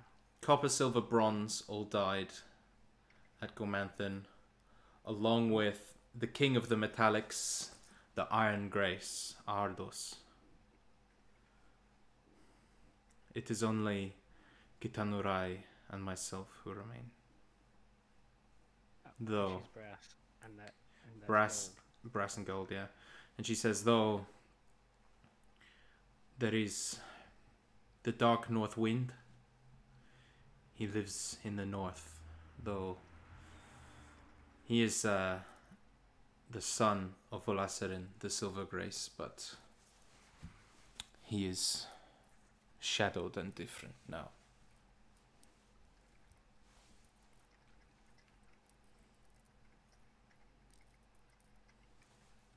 We know who he is. What's his name? That's Silver. I know who it is. That's the son of the Silver Grace. The son of the Silver Grace, correct. Yeah, okay. Also, totally, Jade, when you were like asking about, I would like to know how you found this ring about Byron. It was totally a who's on the Taldori Council. That's not what it was. I know. I was totally all like, yeah, Byron's in there. Is there a Remy like behind him? Being like, what you working on, boss? Is there an Elishan going, do you need a new book? Is there a Rose going, are you motherfuckers done yet? It's time for dinner. She did call us motherfuckers a fair amount. Deserved. And Nahasera would also say, there is one more. The son of the Pale Terror. His name is Raithi, and though he is a white dragon, he has not adopted the Terror name. He is somewhat good, and is the largest of all the dragons now, I believe. Though that used to be Strathmorn, the Red Terror. The red is dead or small? The Red used to be the largest, but now it's Raithi.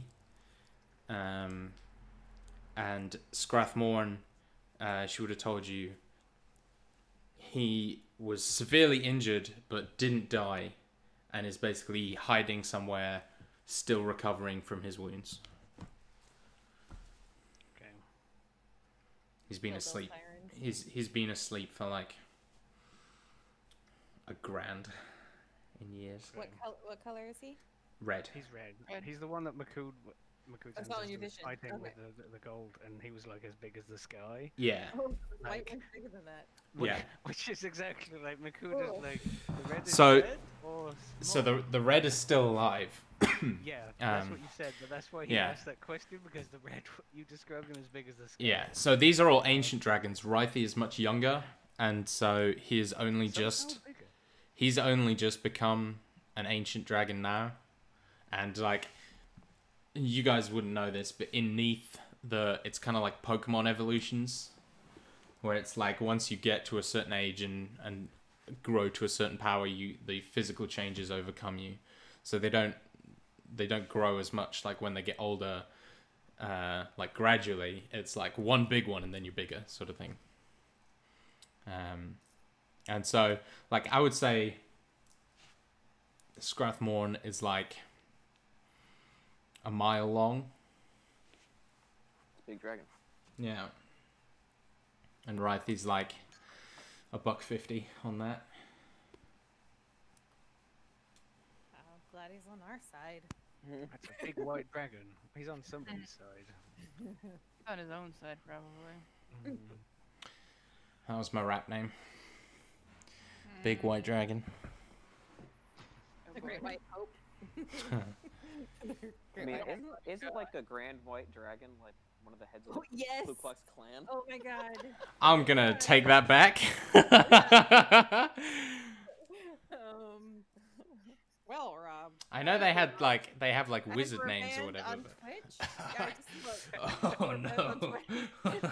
Twitch. Oof. Speed run. Yes. First time on Twitch and we get real racist with it. Yeah. That's why we can't have nice things. To our one viewer, this is not an endorsement of the Ku Klux Klan. Yeah. This is not sponsored video. Right.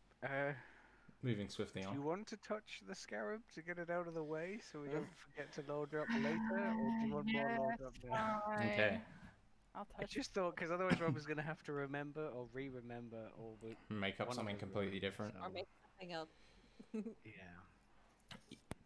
You see a gigantic scarab beetle, and he or it is standing in what looks to be like thick jungle, which is quite strange to you.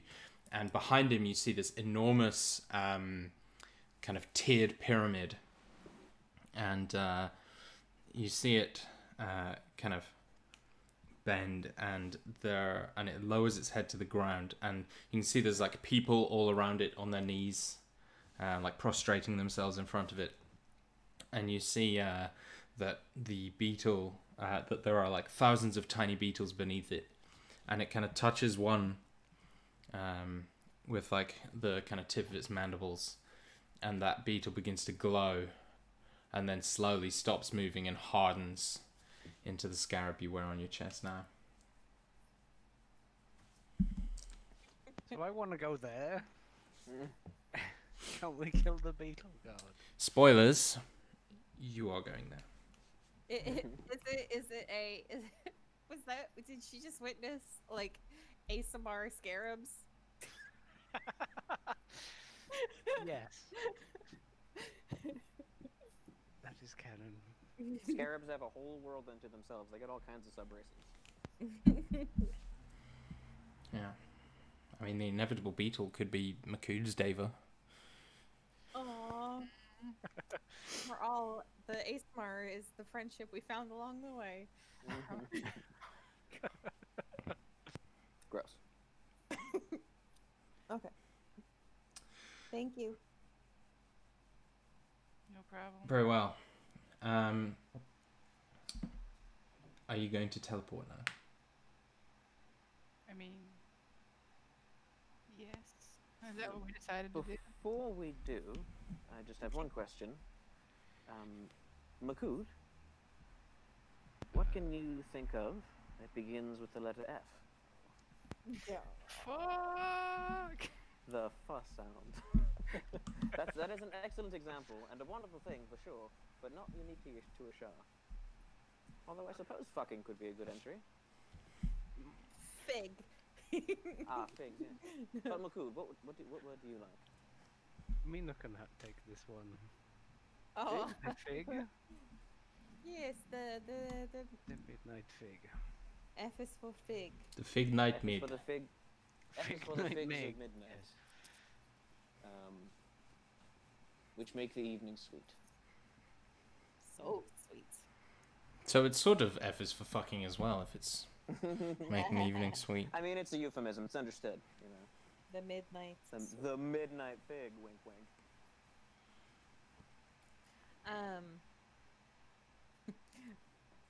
Don't suppose that. How many times can the Anther teleport us? I believe 2. No, wait. Is it 4. just- oh shit. We could have him teleport us to the monk and then teleport us to the city. I mean, if he's got time in his day. Or he could teleport us to Ashar and then teleport us to Tomokept. Tomokept. Or we could not use him as our own personal desert Uber.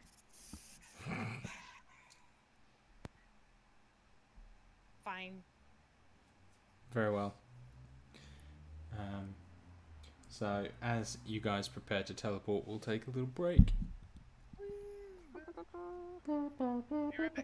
Awesome. See ya. Could I get magic item in a copy and pastable format so that I can add it to my D&D Beyonds? I'll be right back. I think he's already gone. Yeah. If you could do that for all of them, that means I can copy paste them all into the notes and they can be referenced. A bit easier.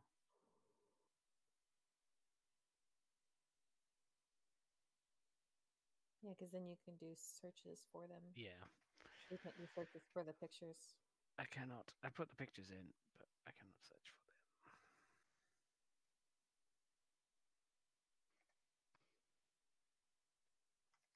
And now we like teleport mishap and go on entirely different adventures. Oh, gee, that's how we're gonna end up in a trash with the jump. That's how we're going to end up with the Beetle God. Which is Yeah. Okay, I'm gonna be right back. Okay, bye.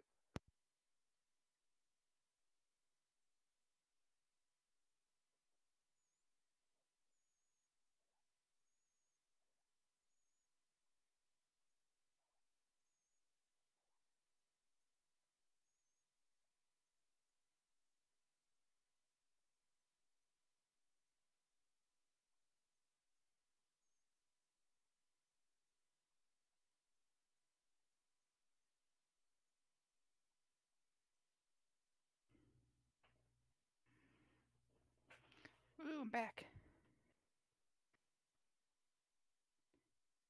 There's no one here. It's just me.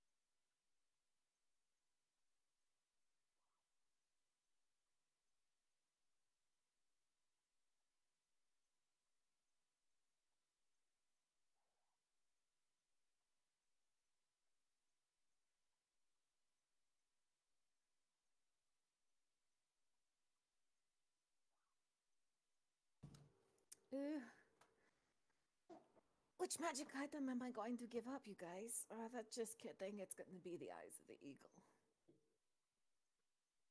Play attunement. Mine is. The eyes of the eagle. Oh, right. Yeah. Yeah, I'm trying to Because juggle some attunement as well.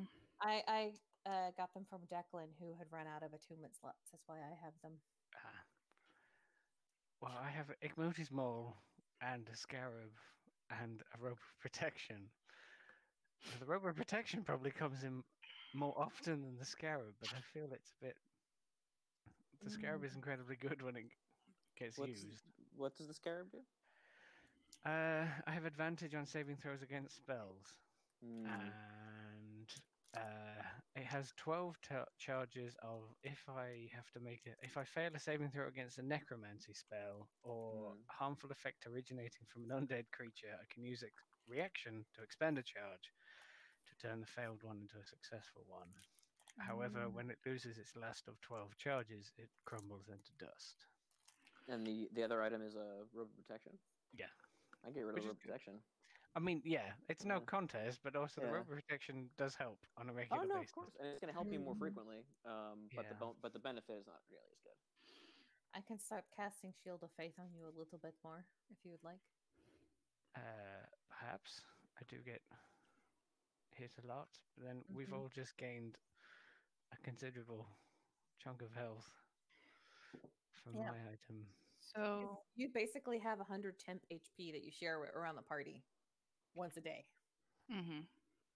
Yes. So do I get rid of my Stone of Good Luck or my Ion Stone? Is the Iron Stone of Stone Good the source of your fireballs? Oh no, healing now, isn't it? It's just it's got 1 cure wounds in it right now, but the Luck Stone gives me +1 on Saves Skills and and saves. ability checks and saves. Well, the Iron Stone, do you have to be attuned to it to cast the spell from it? Yes. I mean, Ion Stone is generally considered a better thing, I think. But I mean, is it a +1 to all ability checks, or is it skills? It is +1 to ability checks and saving throws. Okay, because that's also like, well, you don't generally counterspell, but dispel magic or any other caster level check. So that's pretty good. Yeah, I think I'm gonna. And an Ion Stone can get snatched from your head. Yep. It's vulnerable, isn't it? Yeah. I think I'm gonna keep the Luck Stone. I think it's the first magic item I got in this game. It's the nostalgia choice. I like the luck stone. Yeah, you got that from Yuki, right? Yes, I did. So, quick question about the ring. The casting time on the spell, does it have to be a bonus action or can it be an action? No, so it can be up to an action. All right. So you can cast a spell that costs an action as a reaction. Well, and then the other. And the other one, so you can use your bonus action. So that gets a little tricky. Usually a reaction has a trigger. Yeah. So how does she? So if the spell doesn't explicitly say you cast it as a reaction when X happens, what is the trigger for being able to cast a spell as a reaction? So she could just do it as and when. So like. She picks the trigger. Yeah. Well, okay. But she can only do it once a day. Okay, gotcha. And then the bonus action can also be an action spell. Cool. Yeah. So you could, like, fireball as a bonus action after attacking. Or, Psionic Blast. Whatever floats your boat. Yay. Magic. Okay, I need like a few weeks to just store a bunch of spells, so let's just wait around while I do that. Downtime. Just get Deontay to teach you all his spells.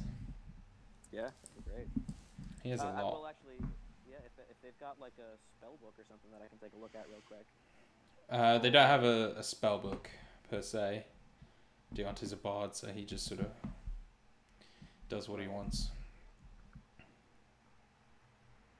But you know, if you see him again, he'd be more than happy to show you one or two things.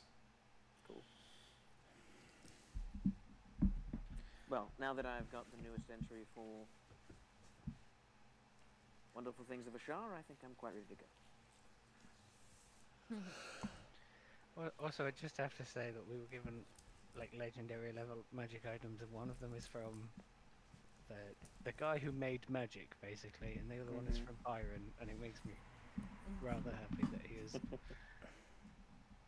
within multiple decades, kind of on the same level-ish, or in the same company. Among prodigious companies. He's already legendary. Like, he's not even like near like the end of his first natural lifespan. He's already creating items of legendary importance. You know. Also, I thought it probably like him reading 2 books at the same time was cool, but also if he's learned the trick to be able to like enchant or incant from 2 books at the same time using one voice, that's pretty impressive. Yeah. Imagine like one's in his head and one's he's speaking aloud, sort of thing. It's the minor illusion thing. So you have like He's like projecting a voice on top of his own voice. Yeah. Just making this cacophony.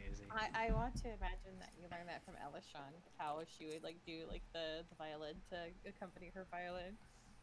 I was also so tempted to have a second Byron just like looking over his shoulder like, oh yes, no, I'd actually do it, like, you know, like giving him just like, you have met the Council of Byrons.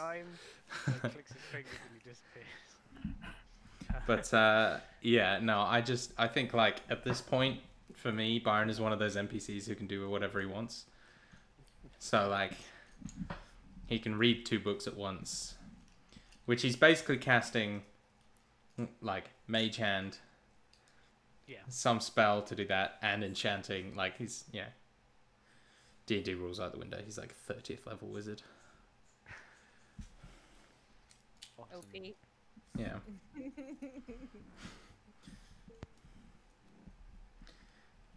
Like, your quest should really be go find him, make him snap his fingers, and just rid Ashar of the elves. I was about to say, why isn't Byron solving this problem for us?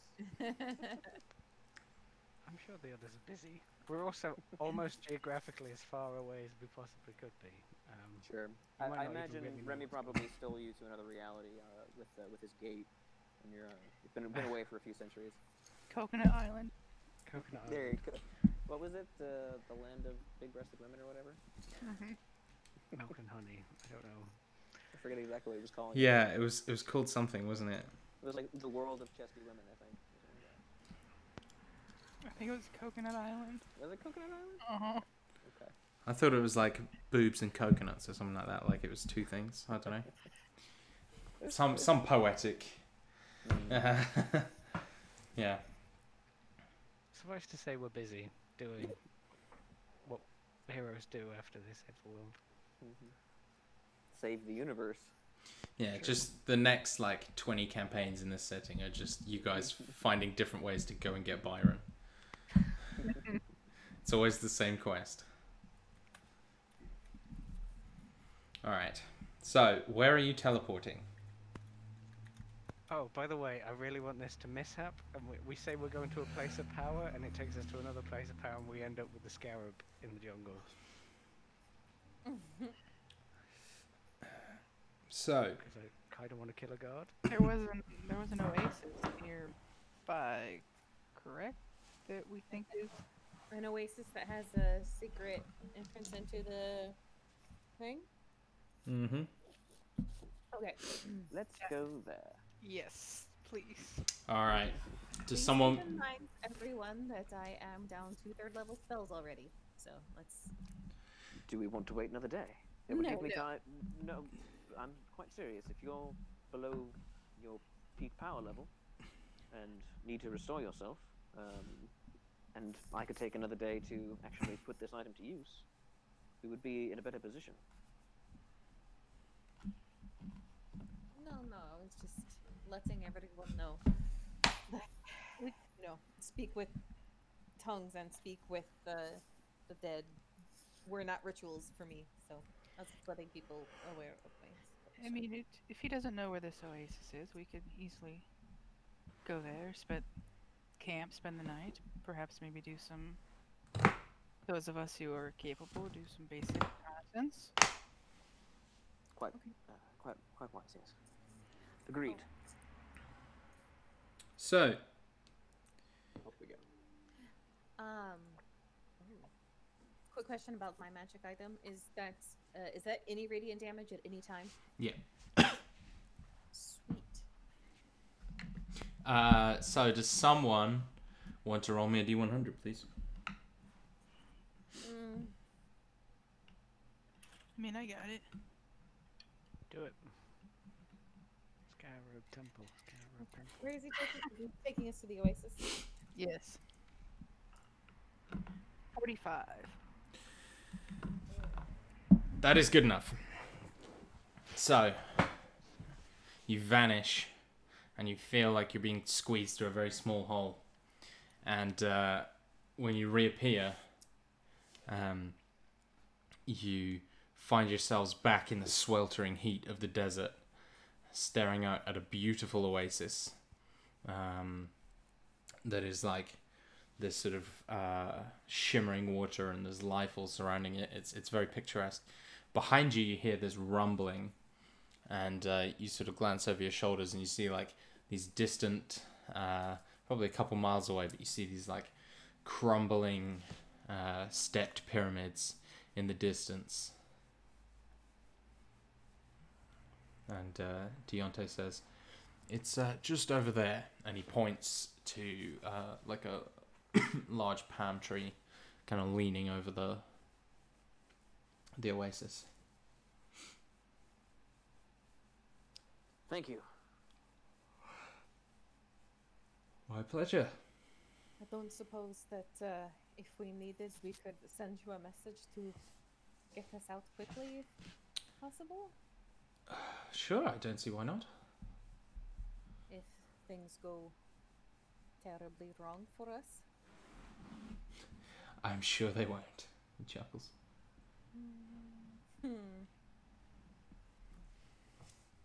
But, yeah, Abrashmina will give him some sort of like little trinket thing out of her Yeah. out of her gear, to like a scrap of like her like turban or something, Yeah. to have Lock of as hair. her- No, not that personal. Just Not my her. not my her. Spare holy symbol. Something. I don't know, because Makut gave me one, and the other one is her original one. She would not give one of those away. I mean, I feel like the dime a dozen, you know. You can just get them in the shop order. I don't know. Up to you. Yeah, she'll give him, because she's got like that necklace that has like the little tiered beaded things or whatever. She'll give him one of the beads off of that. Cool. Wait. Which necklace with the beads? The one in Not her art. rings. The one in her art. The one that. Oh, okay. It's not. It's ornamental. Oh, sorry. I got confused with Trunham there, because I was like, I'm pretty sure someone has a necklace of prayer beads. Yeah. I was like, is she giving him one of the... Is that No, this game or Trunham? No, that was Trenum. Yeah, okay. Very well. So, he is going to leave unless anyone has anything else they'd like to say to him. I hope it will not be too long for our next meeting. Me You and too. Your wife have done us a great service again. Thank you. Why don't you send me a message, just so I know you're all right when you get out. I will. That is within my capabilities. Good. All right. See you later. And he teleports away. Just you make it back. Call us when you get home. He's probably got a teleportation circle there or something. Messages. There's beetles everywhere. Yeah. Oh god. Just like, I found the other dragon. Shit. The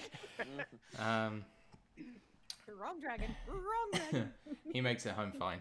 He can teleport twice more anyway, so he just bats away. But yeah, you guys kind of go over and inspect the area he showed, and like it's very overgrown, these big leafy plants, but you do see that there's like this hollow in the earth, and you can kind of push away like some of the sand, and you can see there's a small tunnel entrance leading deeper into the earth.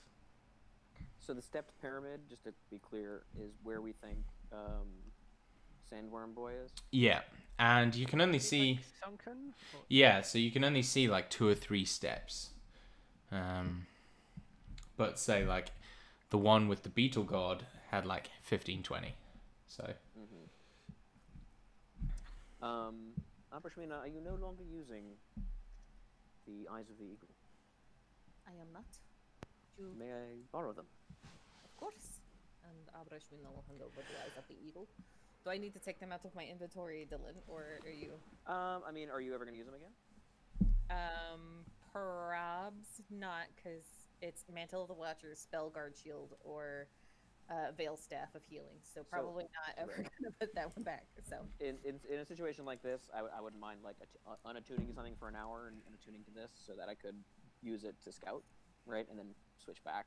I would remind you that you do also already have advantage on perception checks. Is that all it does? Mm-hmm. I mean, doesn't it also And- allow you to see things a mile away? Yeah. Exactly. with Yeah. binoculars. Okay. Mostly what I'm looking for. Okay. Can we say that we did this exchange and attuning back whenever we were like dealing? Faux show. 'Cause, Back like, when you were while- tuning to your other shit, yeah. Yeah. No worries. Well, Take them out of my inventory then. Declan will attune, and see what he can see in the direction of the pyramid. Yeah. So you can't see anything on the pyramids, but you do see there's like loads of these massive kind of sandstone walls and stuff that look much newer than the pyramids. And like these strange kind of magically created structures. And you do see like the occasional head of a sandworm like writhing above the height of the walls and then slamming back down. You said there's, I'm sorry, magical structures of some kind? Yeah, so the walls like are brand new and they seem to be erected by magic. Like you can't see any kind Keeping of the construction sandworms marks. out or in? Or In, yeah, it looks like they're sort of penned in. Okay. Interesting. Well, I will relay that. I don't see anything around us. No danger. Is there like any sort of like symbols or anything like that on like the like structures that are pinning in the worms? Like maybe we should look for something similar below the ground. Is there any kind of like things that he could recognize if he saw it again later? Like on them from. Like they're just walls Okay. made of I sandstone. didn't There's know no if like or anything. no, there's nothing like that you can see. Okay. No symbology or anything. No. Okay. Like they're perfectly smooth, which is why you're getting this sort of magical vibe. I'm just gonna legend lore on those nerds. Can't do that now. On those nerds. Nerds! Why can't you do that Dark now? nerds! One, I don't have it prepared. Two, it's expensive and takes a long time. Well, we were gonna camp. I was also kind of. It was one of those like we have the names, but we should narrow it down. I think because I can only cast Legend Lore once. I only have the materials to cast it one more time. Right. That's why I have the shit ton of incense.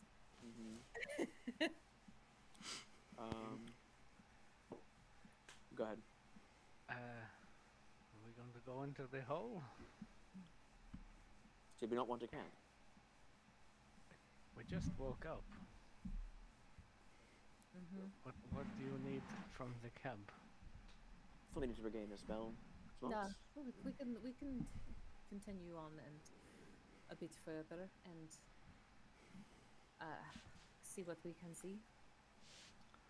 I mean, we are still strong. Exactly. Like, but there's no need to wait for me. Very well. Very was just well It was indeed. more just letting you guys be aware. That's Oh no, I mean, if we could fast forward through it pretty quickly, I mean, I wouldn't mind doing it either, just so I could like throw a couple Nah. shields into Nah. this into some stones or something. But whatever. Well, it takes you 8 hours to do one, so... Yeah, exactly. So, you guys descend into the hall and you find like, Can I scout ahead stealthily? sure, make me a stealth check. Okay. Could I actually have something I could do? What? Indeed. Being level 10, I can now consult the spirits. So on a short rest, I can augury or clairvoyance. Or it comes back on a short rest. Clairvoyance, 3rd level divination spell that takes 10 minutes to cast and with a range of a mile. Although I need a focus worth 100 gold, jeweled horn. Either a jeweled horn for hearing or a glass eye for seeing. I have some pretty jeweled horns. Make an invisible sensor within range. Okay. It's a place I have to be familiar with. I can see the thing. I was going to like do a bird's eye view over the worms and see what was going on, but well, it says or in an obvious location that's unfamiliar to you, like maybe that way. Yeah, they are more than a mile away though. Oh really? Okay. There's Sad the big, times. you can see them from this far. Sad times. Okay. Scrying a ritual? It is not.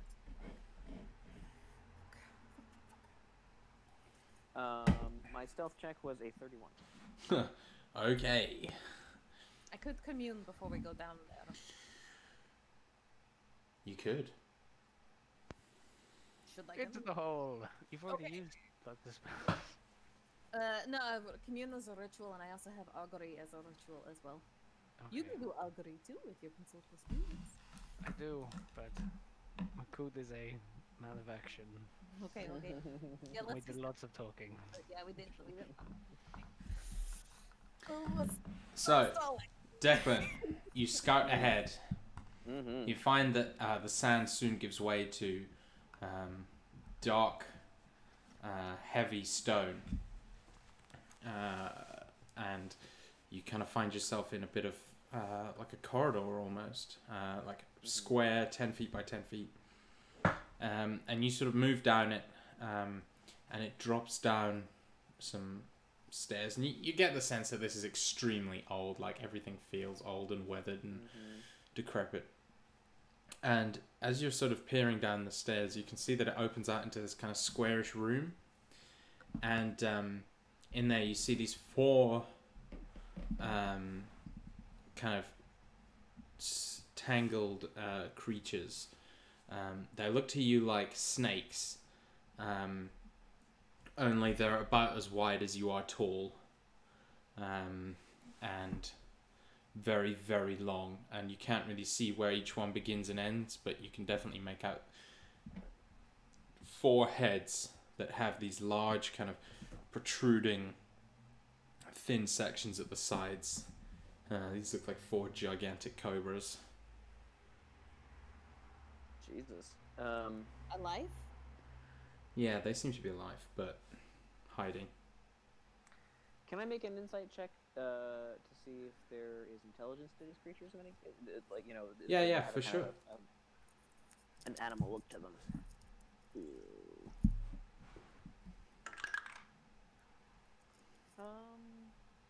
It's a 24. These look to you no more intelligent than your average snake. Okay. And when you say 4 heads, that is just 4 individual heads, not one creature with 4 heads. From what you can tell. Okay. So, end of a long corridor going down. There's a square room with 4 giant snakes in it. Yeah. Are there any doors out of that room? Yeah, there's a passage out of that room, and it looks like it opens up. Like you can see, kind of, it looks a little wider through there, though it is like pitch dark in here. And so it's hard for you to make out stuff. Do you have dark vision Well, with I goggles do. and stuff? Yeah, I thought. I made myself goggles. Yeah. So you can see fine, but yeah, it looks like it opens out a bit beyond, and it kind of goes beyond your dark vision. Is there a clear indication of how the snake got in there? I mean, the hole's big enough. The whole the passageway I came down. Is Yeah. for it. I guess I'm standing in it, right? And it's about. Yeah, it's so the passage is like 10 feet by 10 feet, and these Yeah, are yeah, like okay. 6 feet wide. Okay. Makuta I think I'm thinking of a bigger. comfortable aft, considering how cramped underground things usually are for him. Makes a change. Okay. Any signs in the room of previous struggles or anything tactically that I can take? Nothing advantage of? particular. You can see that there's kind of like a bit of a nest that they're all kind of curled around. And there might be a couple bones around, but nothing recent or Okay. dangerous that you can I'll see. make my way back up. And I'll like scratch Biscuit on the head while no one's looking. Head back upstairs and relay this to everyone.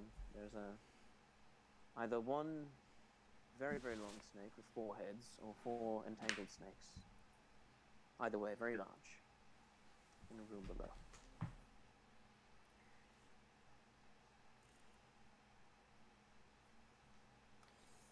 I suggest you kill it. That's, I suppose, what I'm stabbing at. That seems like something that should be very doable for us, I think. I am going to try and... Was there any room in the room to maybe flank it in some way? Yeah, the room's pretty big. You can definitely get around them. Okay. Then I said I'm going to go down, wait to the count of 20, then charge in. Do you want some help? No, I'm going to wait for you, and then I'm going to attack. From cover. Just the way you put that sounded like to make you were just gonna wait and then charge. I mean, that's what he was telling you to do, but he go like, Yeah, he was telling Maku to do it. It did sound like you were like, I'm going to wait for 20 seconds arbitrarily and then attack. Yes, exactly. For sure. Anyway, but he scabbers back down the stairs. Do you want me to roll stealth again? Nah, we're fine. You got a 31. They're not going to beat you. They're not very perceptive. I personally love that we just heard that hubris of the civilization doomed the continent, and the first thing that we do when we get here is be filled with hubris that we can beat the giant snake thing. I mean, Yes, we we've can do killed this. lots of giant things. Like, if we're just Sure. going by mass, we've killed bigger things than that. Couple times. I am going to cast freedom of movement on Declan before he goes, so that he cannot be grappled. Someone's played D&D before.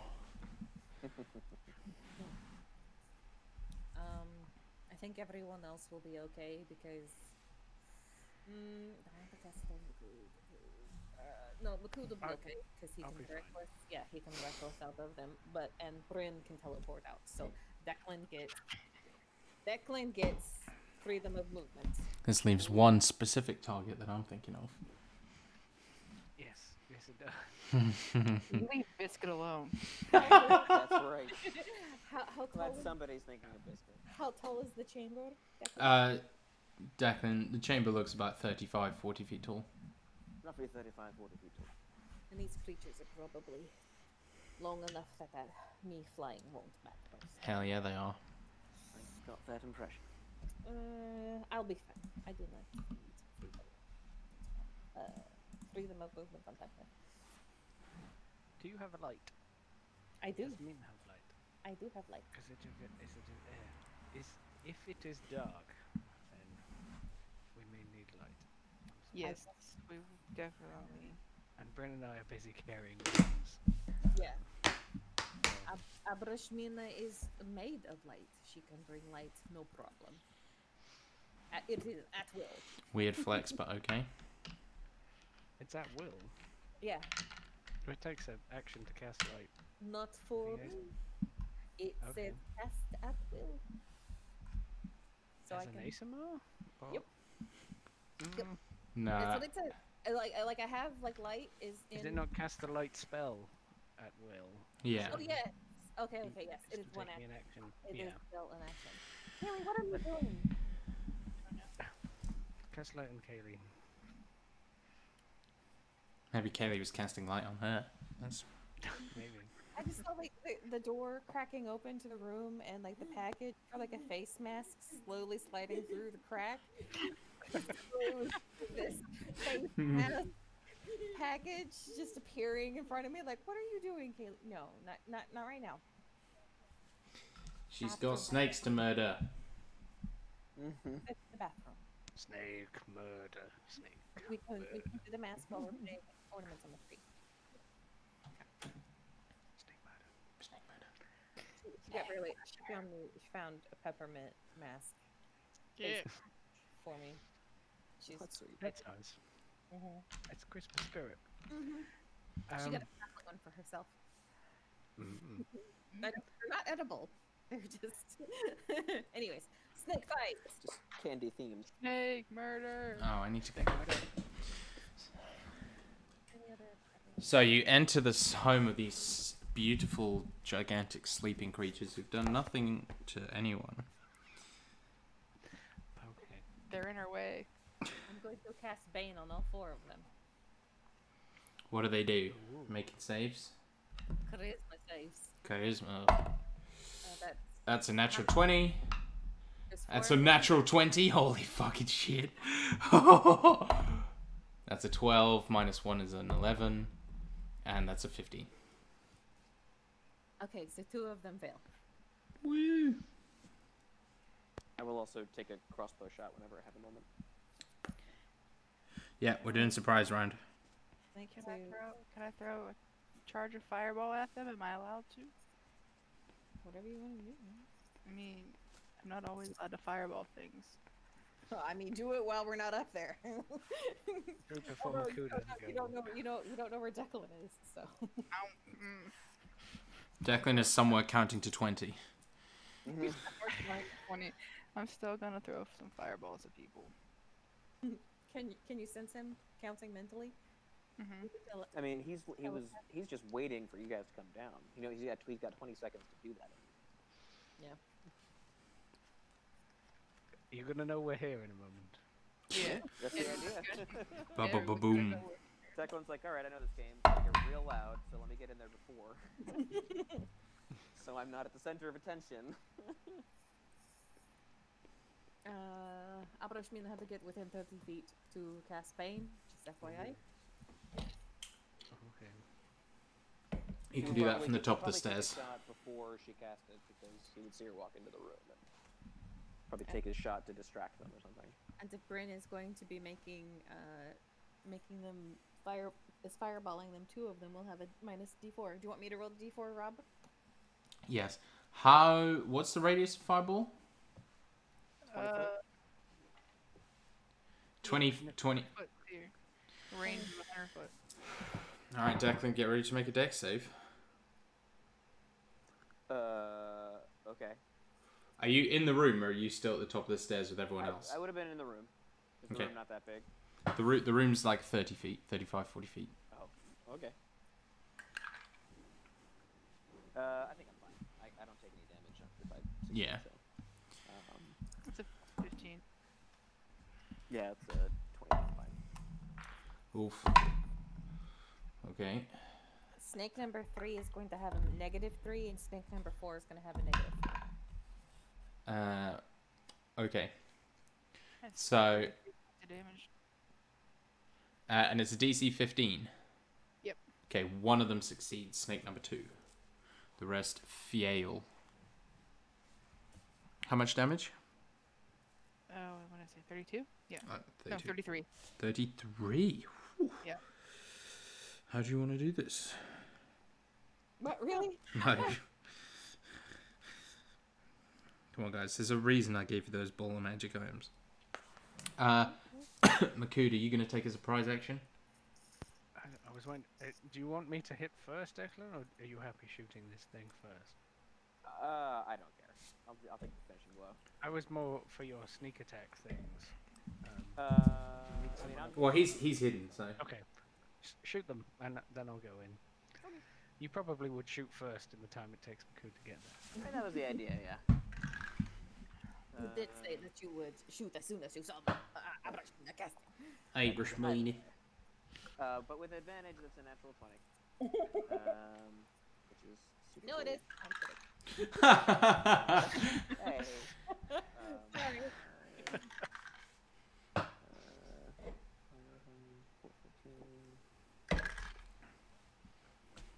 16, 21, 23, 27, 36,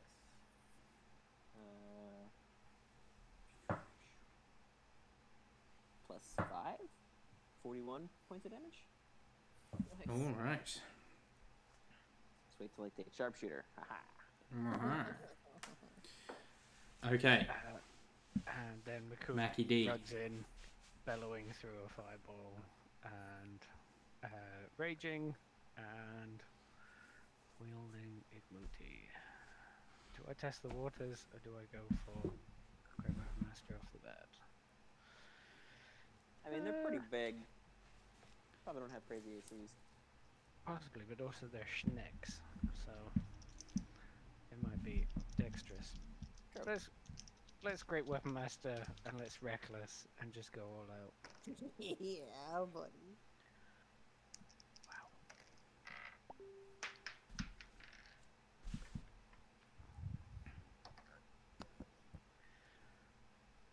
Jesus Christ. That went from 2 2s to a 19 and a 16 on the dice. Oof. Plus 11. Yeah, they'll hit. So, and then minus 5. Yeah, it's still no. hitting. Still hits. Okay. This is gonna be painful for them. Is this the one Declan shot or a different one? He's hitting one of them. Twice. I don't know. Okay, Shall I well- roll a I don't- d4? I don't know Well- where the light is. Like if Mina has it or I have it, It's and I it's also didn't see obviously- Declan. So It's all, I guess that's fair, but it's obviously up to you. But I was gonna say, like, I feel like we've been fighting it together long enough now. We probably know to go for the one that Declan shot, like to be looking for that arrow. I suppose. Sure. I guess always roll a d4 and see which one you hit or go for it. Or you could just roll your attacks and let me decide, like we normally do. Yeah. We could say it's the one that succeeded the fireball, so it's least injured. Okay. Or we could say it's the one Declan shot. Up to you. Oh, I'll tell you what. Test. He got over a 10. He'll go for the one that Declan shot. He's not feeling super stupid. 10, 16, 10 on top of that, so it's 26, and 10 on top of that, so it's 36, I think, to hit Okay. damage. Because he has 10 in modifiers when reading Nice. now. Yes. So 36. I'll be first attack. Yes, as a Great Weapon Master. I have a plus 10 modifier and I rolled 16 damage from the flames and all of that. This is 13, 23, 33. So 33 and 36. I'm going to be rolling damage as I come roaring through a fireball and smiting one of these snaky creatures.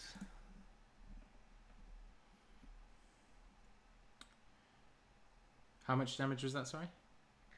36 and then 33. 33. Nice. Okay, he's still alive. Oh, shit. Okay. So, let's roll some initiative, please. Fitting. Hell yes. 16. 21. Oh,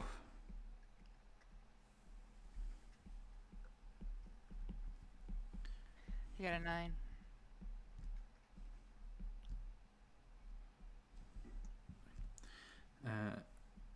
okay.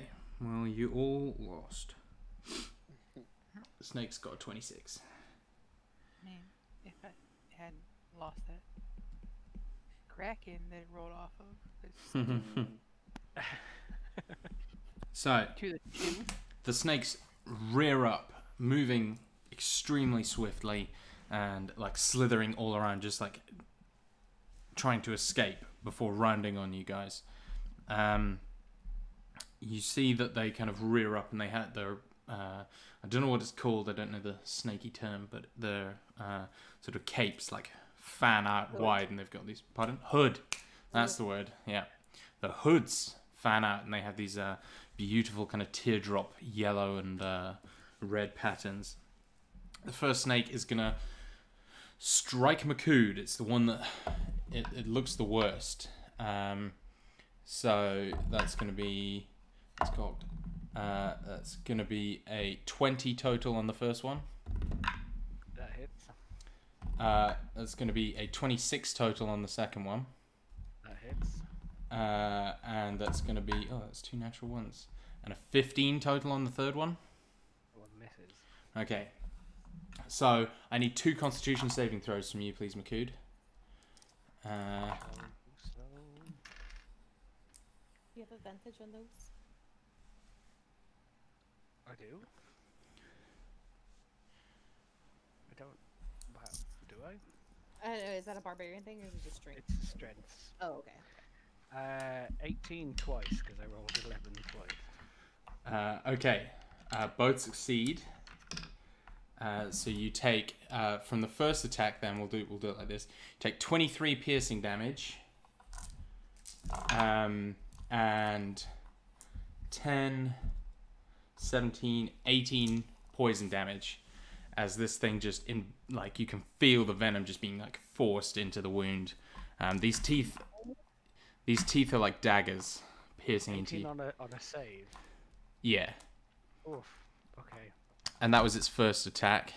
Yep. Its second one is going to be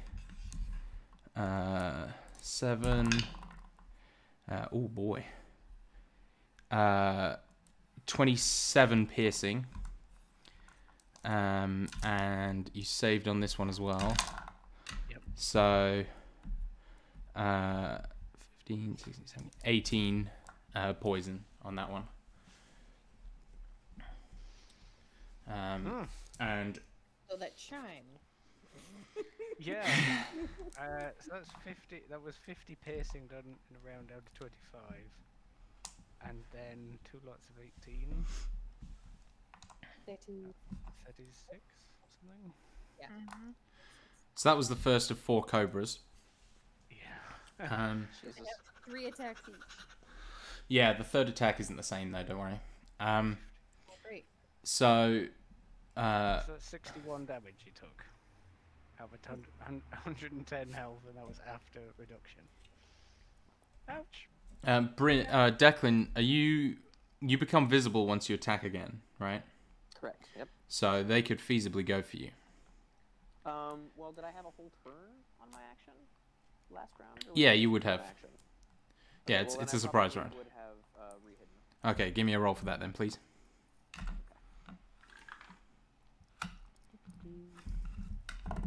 That was another natural. Okay, that was a 1. So yeah, you like slide in amongst the nest, and you see that there are 4 large eggs sitting in the center of the nest. All right. Well, there's going to be 2 of them begin slithering up the stairs towards Abrishmina and Bryn. And then the final one is going to continue his assault on, or is going to join the assault on Makood. So we'll do Abrishmina first. Maybe we can kill her, get it out of the way. So that's going to be a 15 for the first one. Oof. Misses. A 12 on the second one. Misses. And a 22 on the third one. That one will hit. Okay. Ah, that's fantastic. So it opens its jaw wide, and you can see its jaw like unhinge as it does, and you like it looms up before you, and you kind of like manage to block the other 2 strikes, and you can see suddenly with a fairly terrifying realization that it's not going to bite you anymore. It's trying to swallow you. So you are engulfed. No, it had to make an attack. You are engulfed.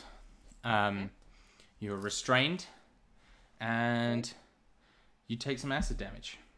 I'm going to roll this on my phone because... Acid snakes. Yeah. So you're forced down into its stomach.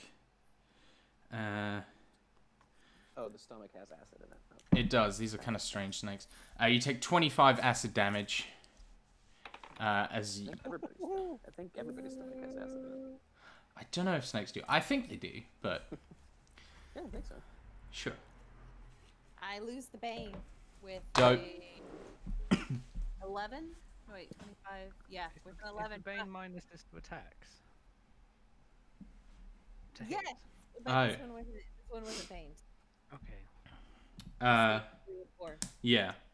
I'm trying to remember. So- On the ones that hit you, Makuda, I think they all hit pretty handily. They were all like over Yeah. 20. Yeah. Okay. It was snake number 3 and number 4 that were baned. Yeah. And not this one. If it had been, I rolled enough to make it miss. Otherwise, I would have said. This is snake number 3. Oh, is it snake number 3? Yeah. Then it misses. Okay. Because I rolled a 3 on snake number 3's bane, and Yeah. that would make it a 22, right? You said, or 21? Yeah, it was it rolled a 22. Oh, that makes it a 19. It still hits. Okay. So. Sweet. Okay. You're inside it. Bane. Bane block. Brynhild. Do I take that damage right away, or? Yeah. You're thrown into an acid pit. But you are going to take it every turn. My friend, the snake's attack. Oof, that danced around the 19 mark a lot, but it's only ending up being a 16 to hit. That's a miss. Then that is a 19, so that's going to be a 26 to hit. That's a hit. And an 18 to hit. That is my armor class. Oh boy! So, for the bite that hit you, you take... Oh, this is hard. 8, 10, 16, 17, 23 piercing. And I need a Constitution saving throw, please. That is going to be a 15. That is a fail, I'm afraid. So you are going to take... Oh, that's a pretty shit roll on the first half. All right, 2, 4, 6, 8, 9, 15. That's a little better. 27, 31, 35, 37. Fuck. 37. 37 poison 37. damage. 37 poison. How much was the piercing? It was 23. Thank you for being... That was 60 damage in a single hit. Yeah. And then... I don't think we were supposed to be here, guys. I think we should have gone back to a shard first. And then you are swallowed. You're restrained. You got to take some acid damage. I put my phone down. You take 26 acid damage. Oh. So that was 86 damage in a single round. That's great. That's enough to kill me. Don't get hit. Thanks, Rob. Makood, there is one more on you. Yep, second snake. Second snake. That's a natural 2 and that's cocked. And a natural 7, so 14 on the first one misses. Yes. A 25 is going to hit you though. Yeah.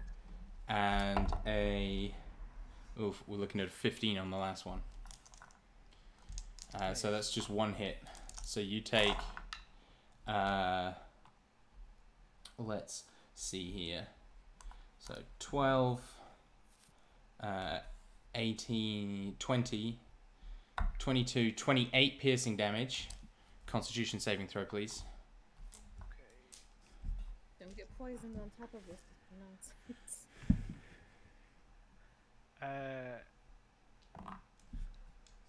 don't think I've made it. That was a bad roll. Yeah, that was poor. You need a DC 16. No, I didn't make it. That was not enough. I've just thought I would have had a reaction to reduce the damage. I'm going to choose Bryn's.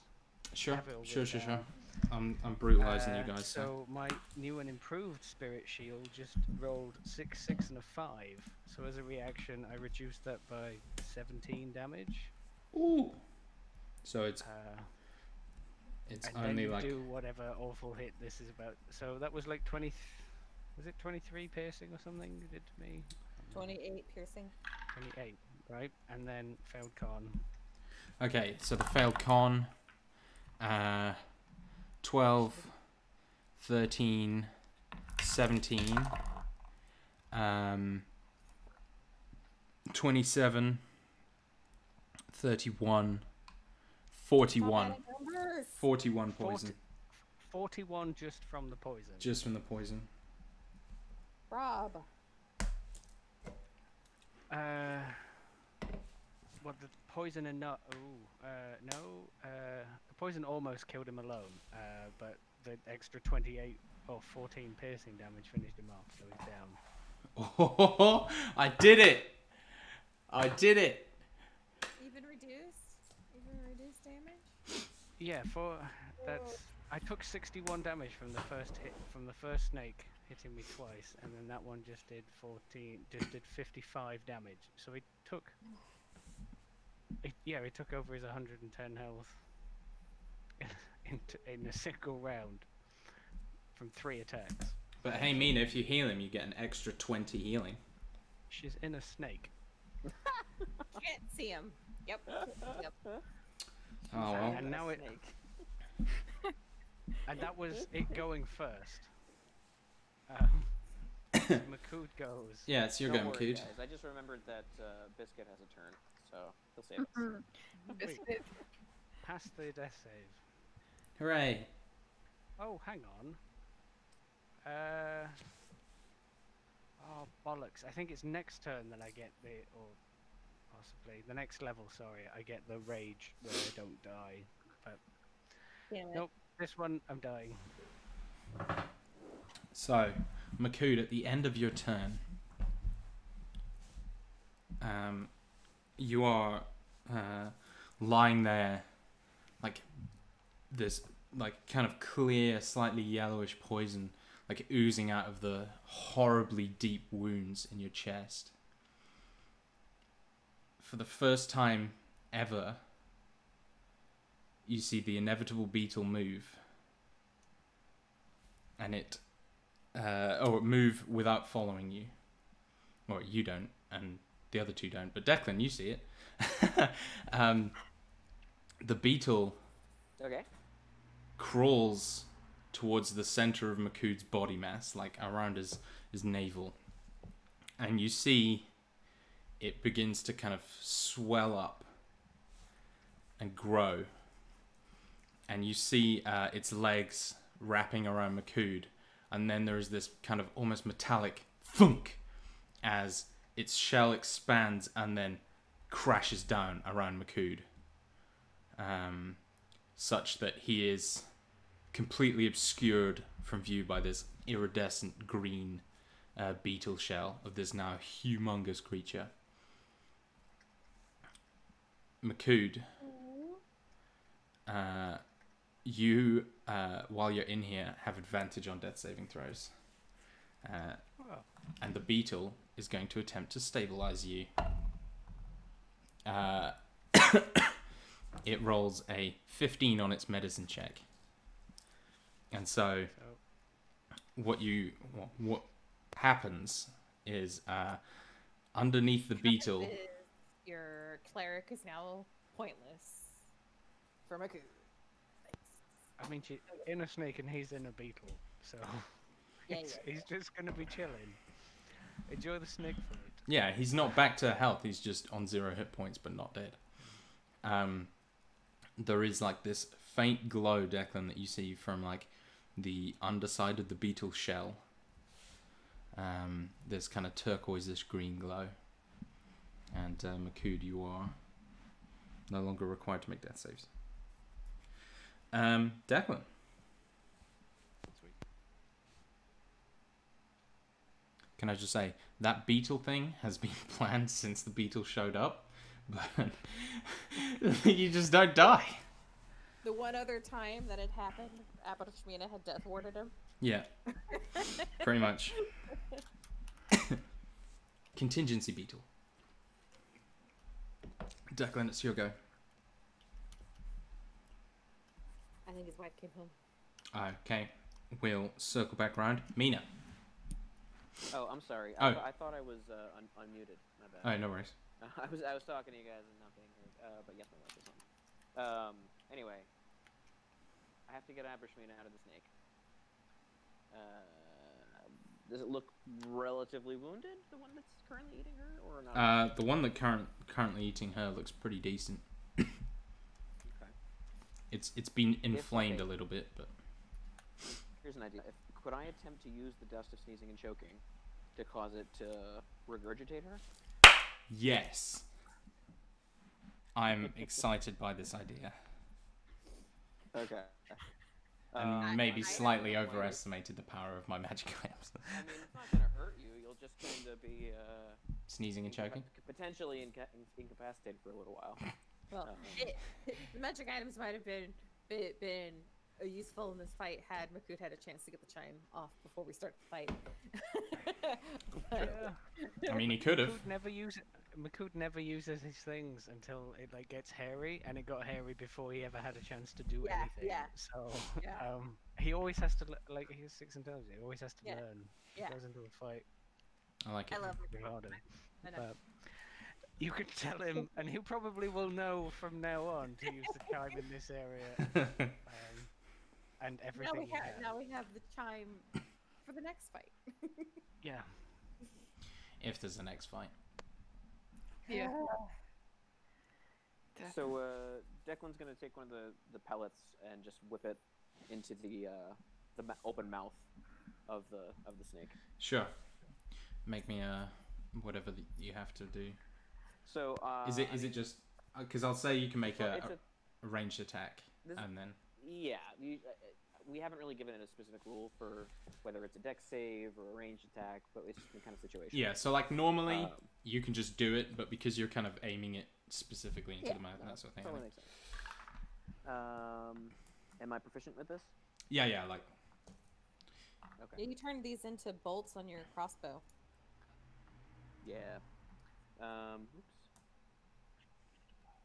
Sorry, my character sheet crashed. no probs. I mean, you probably hit. They're not. You know. I probably do. But it's 10 on the die, 20. Sorry. Yeah. It makes it save. Constitution saving throw. Yeah, 13. That fails. So it is currently coughing and choking and hopefully gagging. Okay. We'll Does she take squeezing damage? The muscles no, just dripping it out wouldn't of her? damage you, but it's uncomfortable. Abrishmina.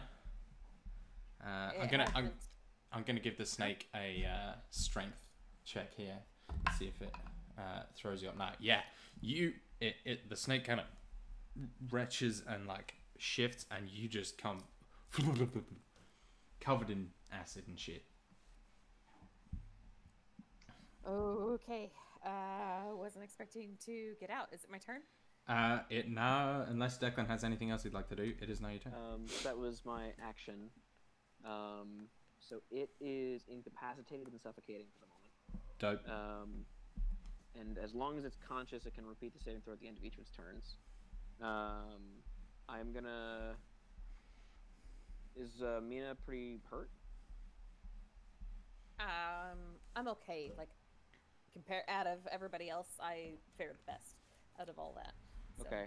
I Declan only took acid damage. Everyone else took some nastiness. Declan will say, "Flee up the stairs," and he's gonna make his way over to Makut. Yeah. I'm inside a beetle. Yes.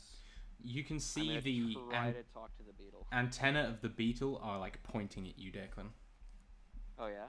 Yeah. So I get the sense that the beetle is like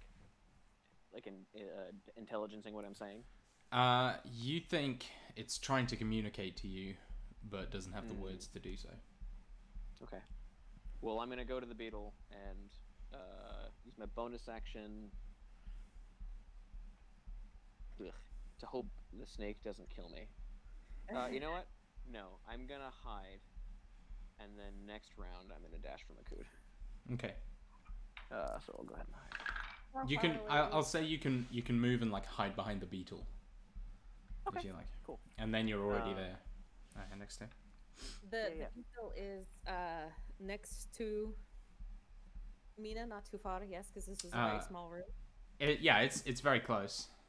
So I get up half my movement. Because I assume I came up prone. Yeah. Just like, Give me the come roll out for running. Rob. Yeah. Give me a quick. Can I reach 20. Makut? 25 is the stealth roll. Yeah, you're fine. Yeah, you can reach Makud. Okay. If I can reach Makud, then he is just going to heal 22d8, 16 plus 20. So 16 plus 20 is 26 plus 6, 32 hit points. Do you have to be able to see him? I could have to touch him. So if I get within, if I can, you said I asked if I could reach Makud. So does the beetle get out of So my way? when you get close, the beetle begins like shaking its antenna at you, and there's this little clicking sound, like it's trying to like encourage you. Yeah, Abarashmina is going to rush up and try and slip into the carapace. So I can There is no way in. You cannot get through. Okay, she's going to say, "Let me in, so I can fix him." It clicks at you again. Does it let me in? No. I have to be able to touch him. It clicks at you again. Fuck. Okay. Well, god damn it, because it's full hell. I don't have to roll if I can touch him. God damn it. Okay. Can you intuit that the beetle can? Okay, yeah, we'll say make me an insight check. Yeah, like what the fuck does I think it clicked encouragingly at you, so I feel like, and it's glowing currently, so maybe it could be it could transfer the magical energy. Okay, 18. If I touch, do I intuit that if I touch the beetle? Yeah, so when you touch the beetle, and you can feel there's like thrum in it that isn't just the beetle's body. There's magic going on, and you can intuit that the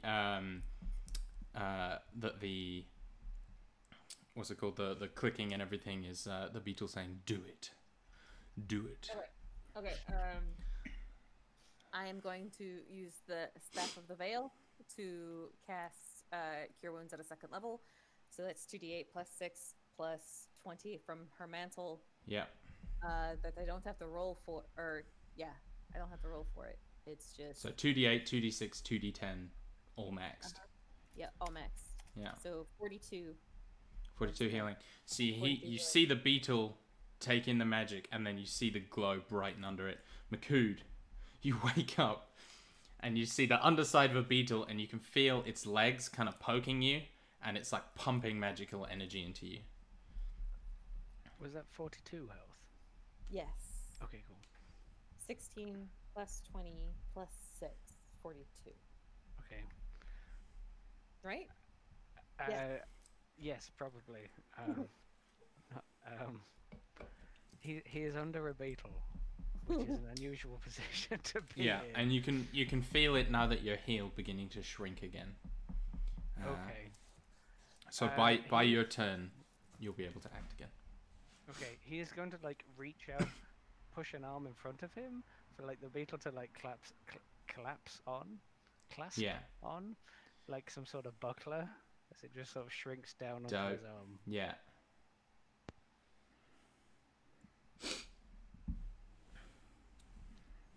Okay. That is my turn. Bonus action, I can't cast a spell because I've already cast a spell, so that's it. I'm not familiar enough with having a familiar yet, but I keep forgetting his turn. Would you mind if I have him use the help action? So you can do that now, and then on subsequent turns and sessions, just we'll do it on your turn. Just that works much easier in my mind. That's totally fine. Yeah. But yeah, so he's gonna kind of like scamper around like on the snakes and like bite the one that's closest to attacking us, I guess. Okay. Go for the eye. Go for the eye. There is also Bryn currently being digested. Sorry, Bryn. I mean, Bryn's got to play in. Thunderstep? Oh. That Thunderstep. Oh, that's right. That was one of Elishon's magic secrets. All right. Brynhild. So I'm currently restrained, so my attacks are at disadvantage, correct? No. Being restrained. I don't think Yeah. so. Yeah. Yeah. Attacks are at disadvantage. I'm gonna take my 2 attack actions. Mm-hmm. I don't think a 16 hit does it? A 16 just misses, I'm afraid. And then that'll be a 17. You have advantage on some of this because he's being harassed by a weasel. Yeah. So they just be Oh. straight rolls. Thank you. Yeah. So the first one was a 17, then or a 28, Okay, and then that a hits. 20. That hits. So they both hit then. If you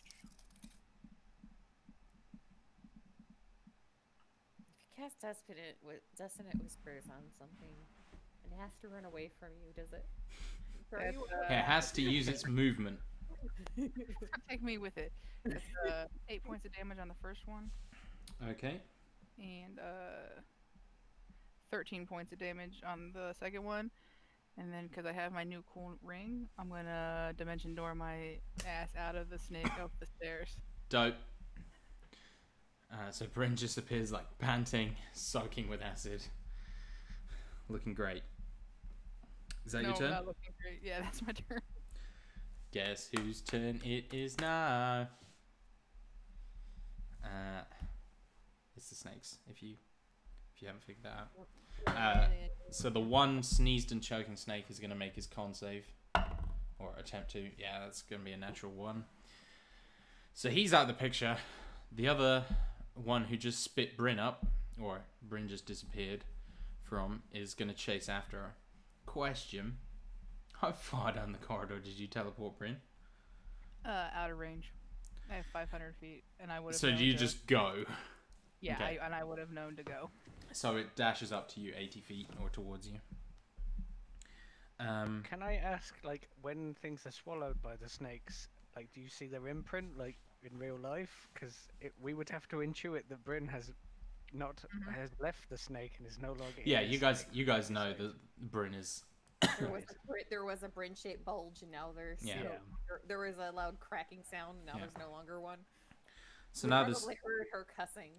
Yep. Up the corridor. now there's 2 snakes left, and 2 people I'd very much like to attack. And one of their names begins with A. 15. Miss. Woof, natural 1. Come on. No. 11. So that snake entirely misses you, just beating it back with your shield. Like just shield up and press up against the beetle. Yeah. Just like looking down. So because the beetle's shrinking but not entirely shrunk, I'll give the other snake disadvantage to hit you, Makood. Oh, I thought you said it'd be finished by now. Okay. So one of them should still be sneezing and choking. So Yeah, Yeah, he said that's that. already done. That stopped it. okay. That was the first one. Well, it's either okay. If it's not going for you, it can't see Bryn, it can't see Declan, so it's either you or Yeah. Mina. Go for it. All right, Go for Mina. hubris 13. Miss. Oh, that was so almost a natural 20. Fuck. 21 No, that hits. and 11.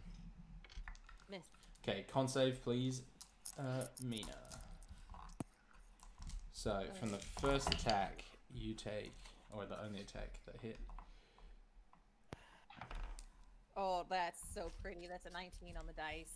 Plus 7. On the 26. die. Okay, so you take 15, 16, 17, 18, 19, 20, 21, 27 piercing. Please stop adding numbers. Just start at the 17, and then we're good there. You don't have to do any more. Sorry, mate. And that's going to be 10, 16, 17, 18, 19 poison. Fuck. Okay. Yeah, 19 poison. Sorry. Okay. don't suppose it's necrotic. It's poison, not necrotic. Yeah, I did say the word poison. Yeah. I don't know if that sounded like necrotic to you, but to me it sounded like the word poison. Fuck yourself. Mackie D, it's your go. The beetle is now enshrunked. Shrunk. Okay, so one of the snakes has chased after Bryn down the corridor that we were going to have to escape through. Correct. Right. Okay. One of them is sneezing and choking, and two of them are killing Mina. This is fine. Makud, the beetle, retreats onto his arm, and Makud is looking around, and I imagine he's a significant amount poison right now. Yeah, there's venom dripping from holes in you still. So there was 42 health restored to me. I'm just going to count down from this new hit point total. Because he's still 70 points down or something. So he's dripping poison out of these huge wounds. Yeah. I was unconscious, so he is going to re-rage. Because these things are killing me now. That is rage material enough. He is going to... One of them, I think, is the one that was attacking him. Yeah, so the one that was attacking you is really hurt. It has slightly different markings to the rest of them. And on closer inspection, it looks a little different. You kind of intuit that this is the female, and the rest are males, and it's a little bit bigger, a little bit. He's the one with the slightly different color, or she's the one with the slightly different color markings.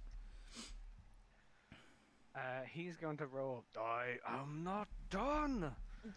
And he is going to reckless Great Weapon Master rage the fuck out on the thing.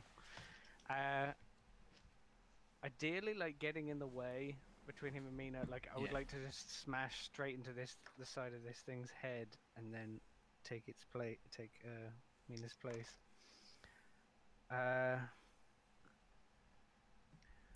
So one of those is 19 and the other one is 22. So both hit. Okay.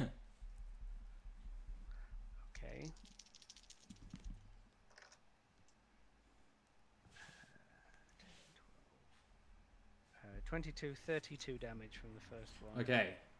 It had 7 hit points left. You batter it across the face, and you can see the teeth like snap and crack, and its head rears back, and it smashes against the wall and collapses. Definitely dead. Snake number 3? That was snake number 1. Snake number 1. So snake number 1 is dead. Snake number 2, which is the one that survived or succeeded the fire save, is currently the one Cood's about to hit. Snake number 3 is sneezing and choking. Oh no, snake number 3 is chasing Bryn. Snake number 4 is sneezing and choking.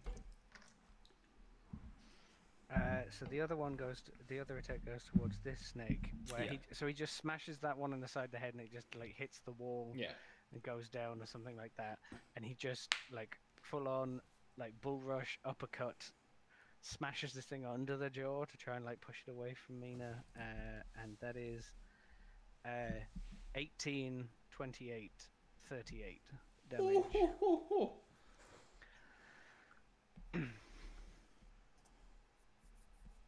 Alrighty.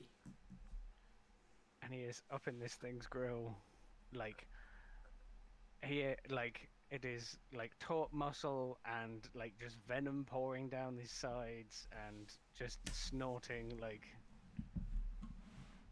he was dead 6 seconds ago. Yeah, Abrashmina's not looking too good at this point, and so like, you know, the snake kind of like the second snake like hits into her, and she kind of like, it's not so much like Makud like rushing past her and like getting her out of the way as it is kind of like her fading back and like Makud like roaring past into the space she's kind of like wilting out of. I really want to see like an anime version of this fight. I think it would be dope. Declan. Which one is most damage that is currently attacking Abrishmina? It just so happens that two of them are exactly the same amount of damage. But yeah, one of them is attacking Abrishmina and one of them's chasing. Whatever her. one is looks like a bigger jerk. That would be the one who just about destroyed your friend. Yeah, let's go for that one. Yeah. It's also the only one that's currently a threat to you. So. If I'm still hidden, I have advantage on that. Yeah, you are. So yeah, that'll be a 22. Hits. Kill it. Let's try.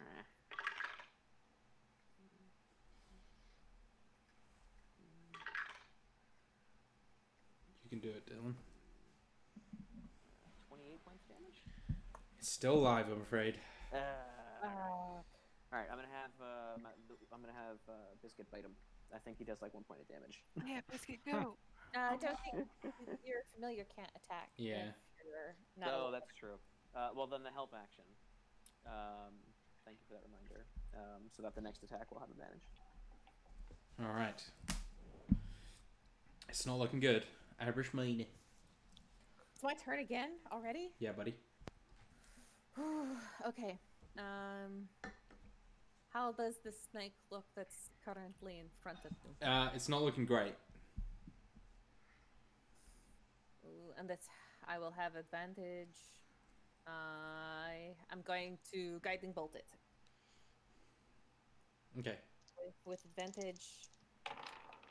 That will be 16 on the die for 26. Your guiding bolt just puts a hole straight through the thing's throat, and it just and then collapses. Okay, it is dead.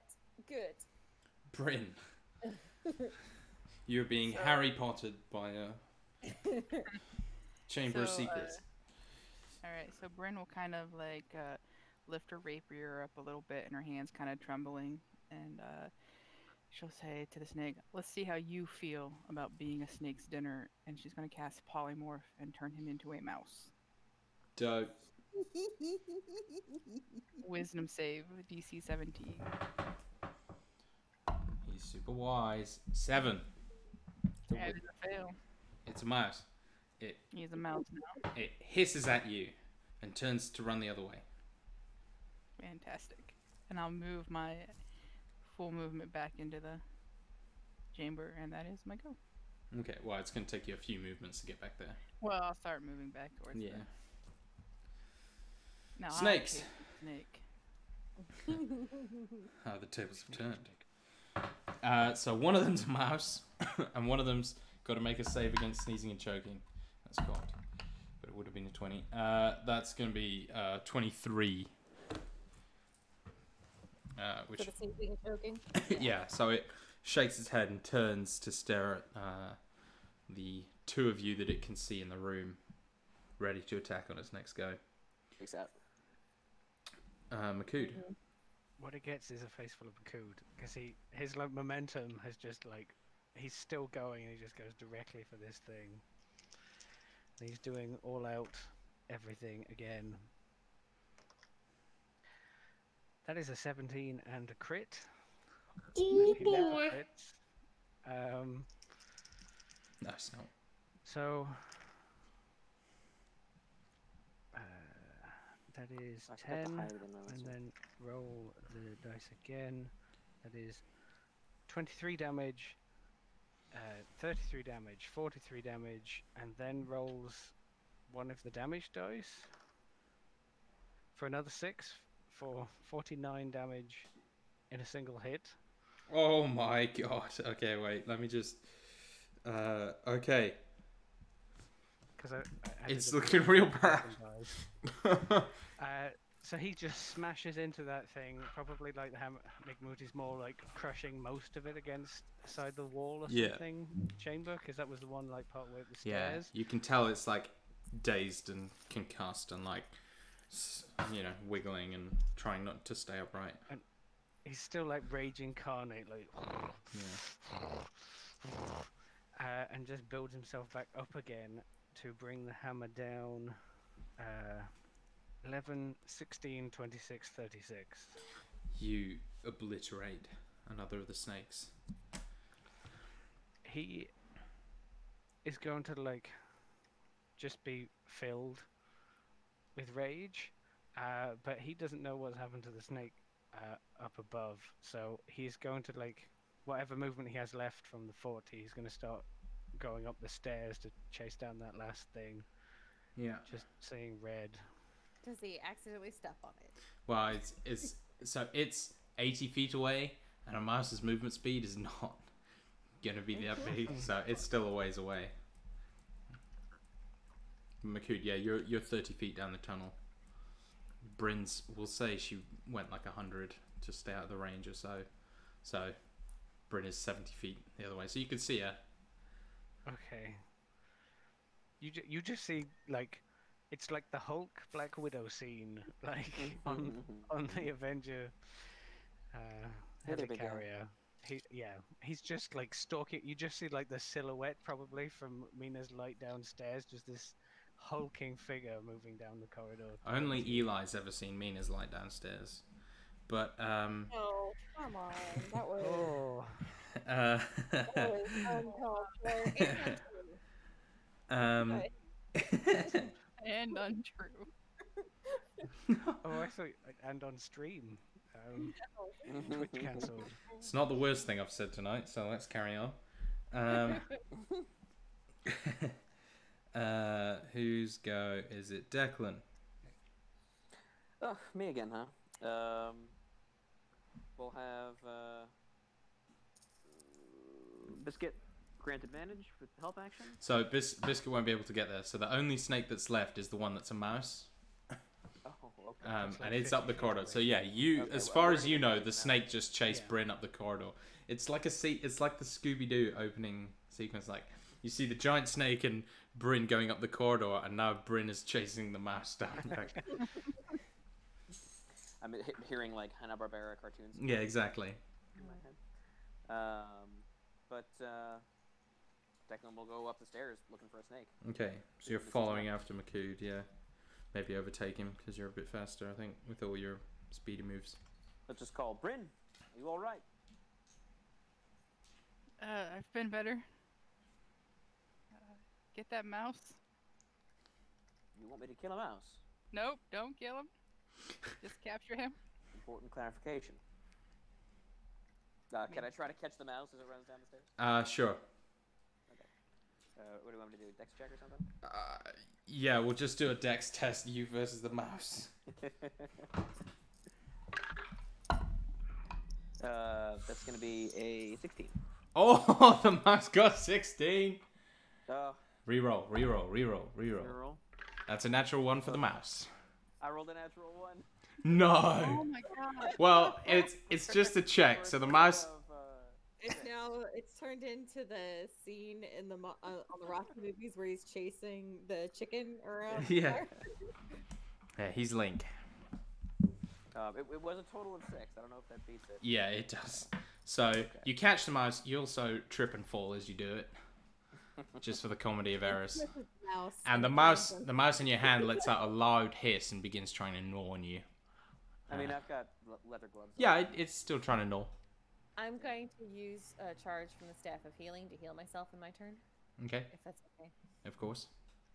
Yeah. We're now out of initiative until that snake returns to its form. So you may do as you will. What we're going to do with him. I know exactly what to do with it. If you're attempting to do something right now, we maybe have a roll off because Makud has something he's going to do right now to it. Well, I mean, I'm holding it. So you'd have That's to not take it with necessarily going to stop him. Just know it's a mouse. Well, do I get the impression that Makud is coming at me? I will see what he knows. 18, not bad. You did discuss it. Okay, yeah. Figure it out. That's fine. Is he coming at me like he wants to take the mouse? Yes. Okay, Makud, stop. I'll put my hand out. He's angry. I understand you're angry. He swings the hammer and puts it, like, buries it into the wall next to both of you. And he just reaches out his hand If for you the mouse. squish it, it will come back. to its normal size, I believe, looking at Bryn, Yes. and be a danger to us again. So we, He is just like growling, like. I am not going to give you this until you calm down. He is angry. That's okay. and He can is be going angry. to- he's going to attempt to take it. Use the disengage action. And move back. Okay, then he'll chase you. Oh god. He wants the fucking mouse. I mean, would you trust an angry superhuman toddler with a dangerous? Yeah, the thing's half dead. Makood can one-shot it. Probably. I mean, if we're getting into this, I mean, Declan's not going to just give you this thing, so. Abrashmina is going to like come up the stairs and say, if you let Makood do what he wants to it, then I can make sure that it sticks all the way through to the snake form, because I can do the path of the grave action and give it vulnerability to Oh Makood's- yeah, that fucking do it. to Makood's attack, and he'll probably like, you know, auto crit on something that tiny if Sure. he gets it. So like Abrashmina will come up and she's I kind would of just limp- suggest we take a moment and put ourselves in a better position before it is transformed, if that's what we want to do. If you want to heal yourself, Bryn wants to heal herself. We'd like to heal Makood. In case it is not killed in one blow.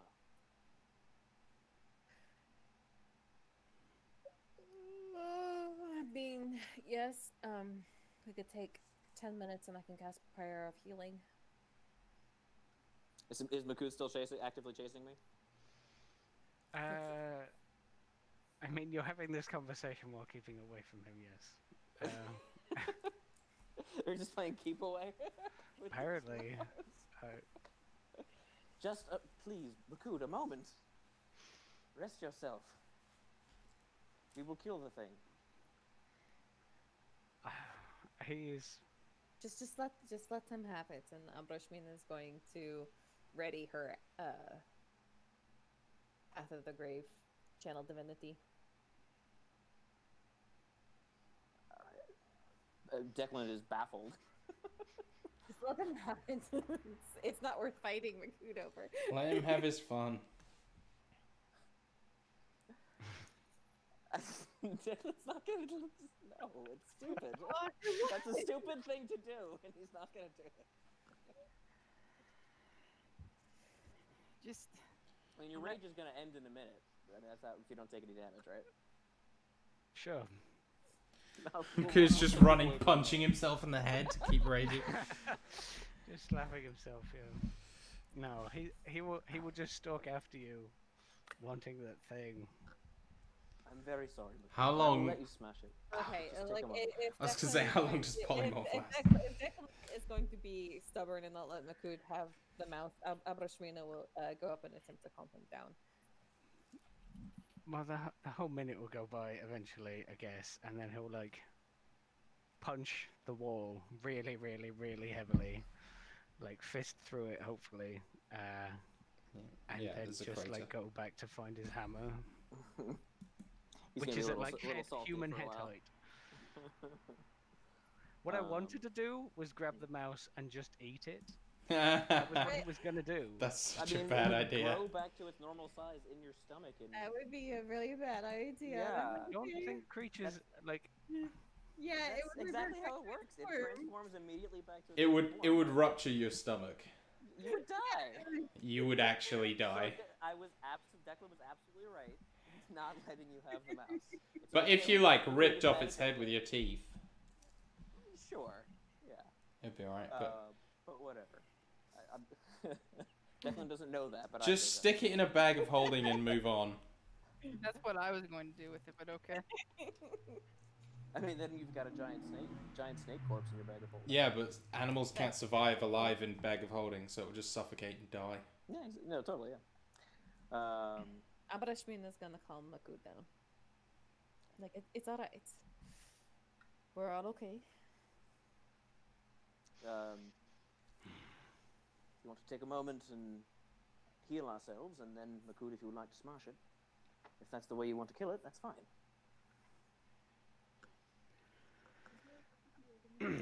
It would be simpler, though, to simply drop it into the bag. What was that? I'm sorry. He said you kill it, and he's just gonna wrench his hammer free, and then just like go sit down somewhere. Just drop the hammer and sit wherever it falls.